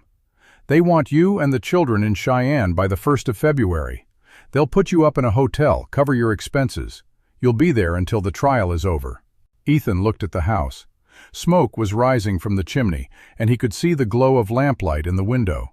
Inside, Lily was probably making her lumpy biscuits, and Rose was talking to her doll, and Noah was reading by the fire. They had built something here, something fragile and new, and now they were going to have to leave it. "The children," he said, "they'll have to testify." "Yes, all 3 of them. The prosecution wants Lily and Noah on the stand, and they want Rose available in case the defense tries to claim she was too young to understand what happened." "Rose is 4 years old." "I know, but the law says she can be called if needed." Ethan looked out at the snow-covered prairie, at the white hills and the gray sky, and the vast, empty silence of the Wyoming winter. He thought about Lily standing in the witness box, in a courtroom full of strangers, facing the man who had killed her father. He thought about Noah, 6 years old, carrying the weight of his parents' memories into a room full of lawyers and judges and reporters. "Come inside," he said. "Warm up. We'll talk about it." The children took the news in their different ways. Rose asked if they would be back in time for spring planting. Noah asked if he could bring his tin box and his journal. Lily said nothing at all. She just sat at the kitchen table, her hands folded in front of her, her eyes on the window. The next 3 weeks were a blur of preparation. Ethan packed what they would need for the journey and the trial. Warm clothes, blankets, the tin box with the evidence copies, Clara Harper's letter. He made arrangements with a neighbor, a rancher named Hargrove, who lived 5 miles east, to look after the horses and the mules. He wrote a letter to Mrs. Parsons in Laramie, asking her to hold their room at the boarding house if the trial ran long. And every night he sat with the children by the fire, reading aloud from the book of stories that Noah had found in the courthouse library. The stories were about knights and kings and distant lands, but the children listened as if they were hearing about their own future, as if the tales of brave deeds and happy endings were proof that such things were possible. They left on the last day of January, when the weather broke just long enough to make the road passable. Deputy Corrigan rode with them, along with a second deputy who had come down from Cheyenne to escort them. The wagon was loaded with their belongings, and the children were bundled in so many layers that they looked like small, round bundles of cloth and wool. The journey took 3 days. The road was rough, the cold was biting, and the snow made the miles feel longer than they were. But they pushed through, stopping at way stations and farmhouses along the route, and on the evening of the 3rd day, they saw the lights of Cheyenne spread out before them, the largest town any of the children had ever seen. Rose pressed her face against the wagon canvas, her eyes wide. "It's so big." "It's just a town," Lily said, but her voice was smaller than usual. "It's the biggest town in the territory," Noah said. "That's where they're going to put Reed in prison." They stayed at a hotel on the main street, a brick building with a dining room and a lobby, and a stove that burned hot enough to make the children sweat in their winter clothes. The prosecution had reserved 2 adjoining rooms, one for Ethan and Noah, one for Lily and Rose, and an extra cot that Ethan had asked for so he could sleep in the same room as the girls if they needed him. The first night, Rose cried. She did not cry loudly, but Ethan heard her from the next room, the soft, hiccuping sobs that she tried to muffle with her pillow. He went to the door and found Lily sitting on the bed beside her, holding her hand, whispering something that Ethan could not hear. He knocked softly. "Can I come in?" Lily nodded. He sat on the edge of the bed and looked at Rose. Her face was red and tear-streaked, and she was clutching Clara the doll so tightly that her knuckles were white. "I want to go home," she said. "I want our house." "We'll go home soon," Ethan said. "As soon as the trial is over." "I don't like this town. It's too big." "I know. I don't like it much either. But we're here for a reason, and we're going to get through it together." Rose sniffled. "Will you stay with us tonight?" Ethan looked at Lily. She was watching him with those steady eyes, waiting to see what he would do. "I'll stay right here," he said. "I'll sleep on the floor if I have to." Rose nodded, satisfied, and closed her eyes. Within minutes, she was asleep, her hands still wrapped around Clara the doll. Lily lay down on her side, facing her sister. She did not say anything, but she reached out and touched Ethan's arm, just for a moment, before she closed her eyes. Ethan sat on the floor with his back against the wall and watched them sleep. The hotel was quiet, the street outside muffled by the snow. Somewhere in the distance, a train whistle blew, a lonely sound that carried through the night. He did not sleep. He sat there, keeping watch, until the gray light of dawn began to filter through the curtains. The trial began on the morning of February 3rd. The courtroom was packed with spectators, reporters, lawyers, and curious citizens who had read about the case in the newspapers. Judge Whitfield had been assigned to preside, which gave Ethan some comfort, but the atmosphere was tense, charged with the weight of what was at stake. Reed sat at the defendant's table, dressed in a suit that made him look almost respectable. His shoulder had healed, and he had regained some of the arrogance that had marked him in Rattlesnake Creek. He did not look at the children when they entered the courtroom. He stared straight ahead, his hands folded on the table, his face expressionless. The prosecution called its witnesses methodically. The surveyors who had examined the mines, the clerks who had seen the altered records, the men who had worked with Will Harper and had been too afraid to speak until now. Reverend Alcott traveled from Rattlesnake Creek to testify, his white hair and steady voice lending weight to every word he spoke. Edna Briggs came from Millerton, sitting in the witness box with her arms crossed and her chin level, daring the defense to challenge her. Noah testified on the afternoon of the second day. He walked to the witness stand with the tin box in his hands, and he set it on the railing in front of him. He was small, barely tall enough to see over the box, but his voice was clear and steady, and he answered every question with the same precise certainty that had marked every word he had spoken since Ethan met him. When the defense lawyer tried to suggest that his mother had been confused, that the letter she had written was the product of a fevered mind, Noah looked at the man with something that was almost pity. "My mother was the smartest person I ever knew," he said. "She was not confused. She was scared. There's a difference." The courtroom was silent. Lily testified on the third day. She walked to the witness box in a dress that Mrs. Parsons had sent with them, a clean blue dress that matched her eyes, and she sat down with her hands folded in her lap. She looked at Reed for the first time, a long, steady look that lasted 5 seconds, 10, and then she looked away. She told the court about the night her father died. She told them about the men who came to the house, about the doctor, about the sheriff who had offered to take them to the orphanage. She told them about 8 months of hiding and running and surviving on garbage. When the defense lawyer asked her how she could be sure of her memories, given that she was only 4 years old when it all happened, Lily looked at him with the same expression she had worn in the alley when she had asked Ethan if he wanted their food. "I remember everything that matters," she said. Rose was not called to the stand. The prosecution decided that her testimony was not necessary, and the defense did not push the issue. She sat in the front row between Ethan and Deputy Corrigan, drawing pictures on a piece of paper, and when the jury left to deliberate, she looked up at Ethan and said, "Are we done?" "Almost," he said. "Now we wait." The jury deliberated for 6 hours. Ethan sat in the hallway outside the courtroom with the children, waiting.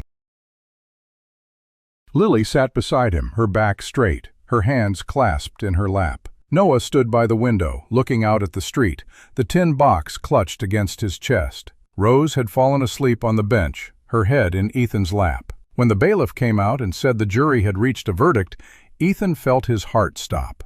He woke Rose gently, and the 4 of them walked back into the courtroom, and they sat in the same seats they had occupied for 3 days. The jury filed in. They did not look at Reed. They did not look at the children. They looked at the judge. The foreman stood up. He was a rancher from the eastern part of the territory, a man with weathered hands and a quiet voice. "On the charge of murder in the first degree," he said, "we find the defendant guilty." The courtroom erupted. Ethan did not hear the rest of the verdict. He heard the words "guilty" again and again, for conspiracy, for tampering with evidence, for corruption. He heard the judge's voice, firm and final, sentencing Mason Reed to 20 years in the federal prison in Laramie. He heard the bang of the gavel, the shuffle of feet, the murmur of the crowd. But all he could see were the 3 children sitting beside him. Rose was crying, but she was smiling through the tears. Noah was holding the tin box against his chest, and his shoulders were shaking, just slightly. Lily sat perfectly still, her eyes fixed on the bench where Reed had been sitting, now empty. Ethan reached over and took her hand.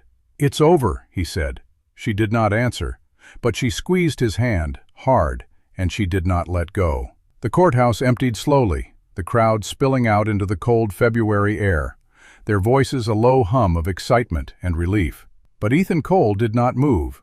He sat in the front row with Rose on his lap and Lily's hand in his, and Noah standing beside him with the tin box pressed against his chest, and he let the silence of the room settle around them. The judge had left. The jury had filed out.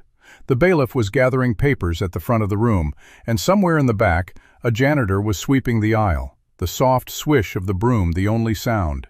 "It's over," Noah said. His voice was quiet, flat, as if he was testing the words to see if they were real. "It's over," Ethan confirmed. Rose lifted her head from his chest. Her face was smudged with tears and sleep, but her eyes were clear. "Can we go home now?" "Soon," Ethan said. "We've got to pack up and make the journey, but yes, we can go home." Lily said nothing. She had not spoken since the verdict. She had squeezed Ethan's hand when the jury foreman said, "Guilty," and then she had released it. And now she was sitting with her hands folded in her lap, looking at the empty bench where Reed had sat. Her face was unreadable, but there was something different in the set of her shoulders, something looser, as if a knot that had been pulled tight for 8 months had finally been untied. Ethan stood up, lifting Rose with him. "Let's get out of here." They walked out of the courthouse together, 4 of them, into the gray winter light of Cheyenne. The reporters were waiting on the steps, but Deputy Corrigan was there too, and he stepped forward with his hand up and said, "That's enough. They've got nothing to say to you." And the reporters parted, because even reporters knew better than to argue with a federal deputy who had a hand on his revolver. They walked back to the hotel through streets that were wet with melting snow. The air had softened, carrying the faint promise of spring, and the icicles hanging from the eaves were beginning to drip. Rose held Ethan's hand and skipped over the puddles. Noah walked with his shoulders straight, the tin box under his arm, his breath fogging in the cold. Lily walked beside Ethan, her steps measured, her eyes on the horizon. That night, they ate dinner in the hotel dining room, a proper meal with roast beef and mashed potatoes and gravy. And Rose ate until she could not eat any more and then asked for dessert. Lily ate slowly, methodically, the way she did everything, but she finished her plate, which was more than she had done in days. Noah read the newspaper coverage of the trial with a concentration that made the waitress pause and stare. When they went up to their rooms, Ethan tucked Rose into bed and kissed her forehead. He turned to Lily, who was sitting on the edge of the bed, still in her clothes, staring at the wall. "You all right?" he asked. She did not answer for a long moment. Then she said, "I thought I would feel different. I thought when they said he was guilty, I would feel something change. But I feel the same." "That's normal," Ethan said. "It takes time." "How much time?" "I don't know, but you've got time. We all do." She looked at him, and her eyes were dry, but there was something in them that he had not seen before. Not hope exactly, but the beginning of it, the first crack of light at the edge of a long darkness. "Ethan?" "Yeah? Thank you." "You've thanked me before." "I know, but I mean it different this time." He sat down on the edge of the bed beside her. "How different?" "I mean thank you for staying. Even when it was hard. Even when you could have left, you stayed." He put his arm around her, and she leaned into him, her head resting against his shoulder. "I'm not going anywhere, Lily. This is where I belong." They left Cheyenne the next morning. The sky was clear and cold, and the road stretched ahead of them, leading west, leading home. Deputy Corrigan rode with them as far as Laramie, where he had business at the federal office, and then they continued on alone, the wagon rolling through the thawing landscape, the world waking slowly from its winter sleep. The journey took 4 days, longer than the trip to Cheyenne had taken, because they stopped at the creek that ran through their land on the afternoon of the 4th day and simply stood there, looking at it. The snow was gone from the lower slopes, and the grass was beginning to show green at the roots, and the creek was running full and fast with the melt from the mountains. Rose jumped down from the wagon before Ethan could stop her and ran to the edge of the creek, her boots splashing in the shallows. She laughed, a sound so pure and free that it made Ethan's chest ache. "It's still here," she shouted. "Our creek is still here." "It didn't go anywhere," Noah said, climbing down more carefully, the tin box still under his arm. But he was smiling, a real smile, the kind that reached his eyes. Lily sat on the wagon seat, looking at the land. The house was visible in the distance, a small shape against the prairie, and Ethan saw her throat move as she swallowed. "Home," she said, not a question, a statement. "Home," Ethan agreed. They spent the next week settling back in. The house was cold from being empty, but the stove lit quickly and the walls held the warmth, and within a day it felt like they had never left. Root cellar, he had stocked with enough supplies to last through the spring, and there was a pile of firewood that Deputy Corrigan had arranged to have delivered, cut and split and stacked neat against the back wall. The children fell back into their routines as if they had never been away. Rose claimed her corner of the parlor and arranged her blocks and her doll exactly as they had been before. Noah set up his desk and laid out his journal and his books, and he placed the tin box on the shelf above it, where it caught the morning light through the window. And Lily went back to the kitchen. She made biscuits that evening, the same lumpy, salty biscuits she had been making since they arrived, but this time something was different. She measured the flour more carefully. She kneaded the dough with a patience that had not been there before. And when she pulled the pan from the oven, the biscuits were golden and round and surprisingly light. Ethan took one and bit into it. It was good. Not just edible, but actually good. "These are the best biscuits you've ever made," he said. Lily looked at him. There was a smudge of flour on her cheek, and her hair was escaping from its braid, and she was smiling. Not the small, guarded smile he had seen on the porch in Laramie, but a real smile, open and unguarded.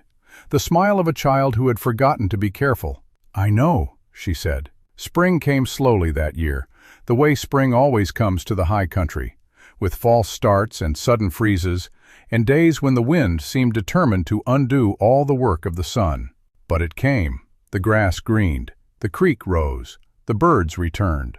Ethan spent his days in the fields, preparing the ground for planting, repairing the fences that had been damaged by the winter snows.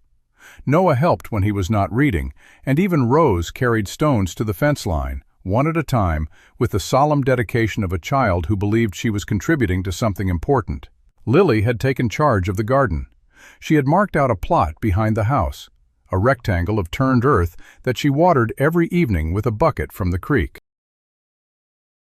She had planted the seeds that Ethan had bought in Laramie, and she checked them every morning, crouching down to examine the soil for any sign of green. And then, one afternoon in early April, she came running into the house with dirt on her hands and her eyes bright. "They're coming up," she said. "The beans. I can see them." Ethan followed her out to the garden and crouched down beside her. There they were, small green shoots pushing through the dark soil, fragile and determined and alive. "Look at that," he said. "You grew something." "We grew something," she corrected. Ethan looked at her, at the dirt on her face and the hope in her eyes, and he felt something settle into place inside him, something that had been loose and wandering for 2 years. "Lily," he said. "Yeah? I want to tell you something, and I want you to hear it." She looked at him, her head tilted. "When I first came to Rattlesnake Creek, I was a dead man walking. I didn't know it, but I was. I had been dead inside for 2 years, ever since my wife passed. I was just moving through the world without being in it. And then I found you 3 in that alley, and something woke up. Something I thought was gone forever." Lily did not say anything. She just watched him with those steady eyes. "You gave me back my life," Ethan said. "All 3 of you did. And I want to spend the rest of that life making sure you 3 have everything you deserve." She was quiet for a long time. The wind moved through the grass, and the creek murmured in the distance, and the sun was warm on their faces. "Then you better get back to work," she said finally. "We're going to need a bigger garden." Ethan laughed. It was the first time he had laughed in years, and it felt like a release, like a door opening. "Yes, ma'am," he said. That evening they sat on the porch that Ethan had built in the fall, watching the sun set over the Laramie Mountains. Rose was on his lap, Clara the doll in her hands, her head resting against his chest. Noah sat on the step below, his journal open, writing by the fading light. Lily sat beside Ethan, her shoulder touching his. "Ethan," Rose said. "Yes, sweetheart." "When are we getting a dog?" Ethan looked at the horizon. He had been thinking about that question for weeks. He had even made inquiries in Laramie, asking around about whether anyone had a litter of puppies that would be ready in the spring. "Soon," he said. "I heard about a ranch south of here that has a litter due any day. I thought maybe we could ride out next week and take a look." "A real dog?" Rose asked, her eyes wide. "A real dog, your very own." She hugged Clara the doll and bounced on his lap. "I want a brown one, with floppy ears." "I'll see what I can do." Noah looked up from his journal. "Can I come too?" "Of course." Lily said nothing, but she leaned her head against his shoulder, and that was answer enough. The stars came out, one by one, scattered across the vast Wyoming sky like seeds sown by a generous hand.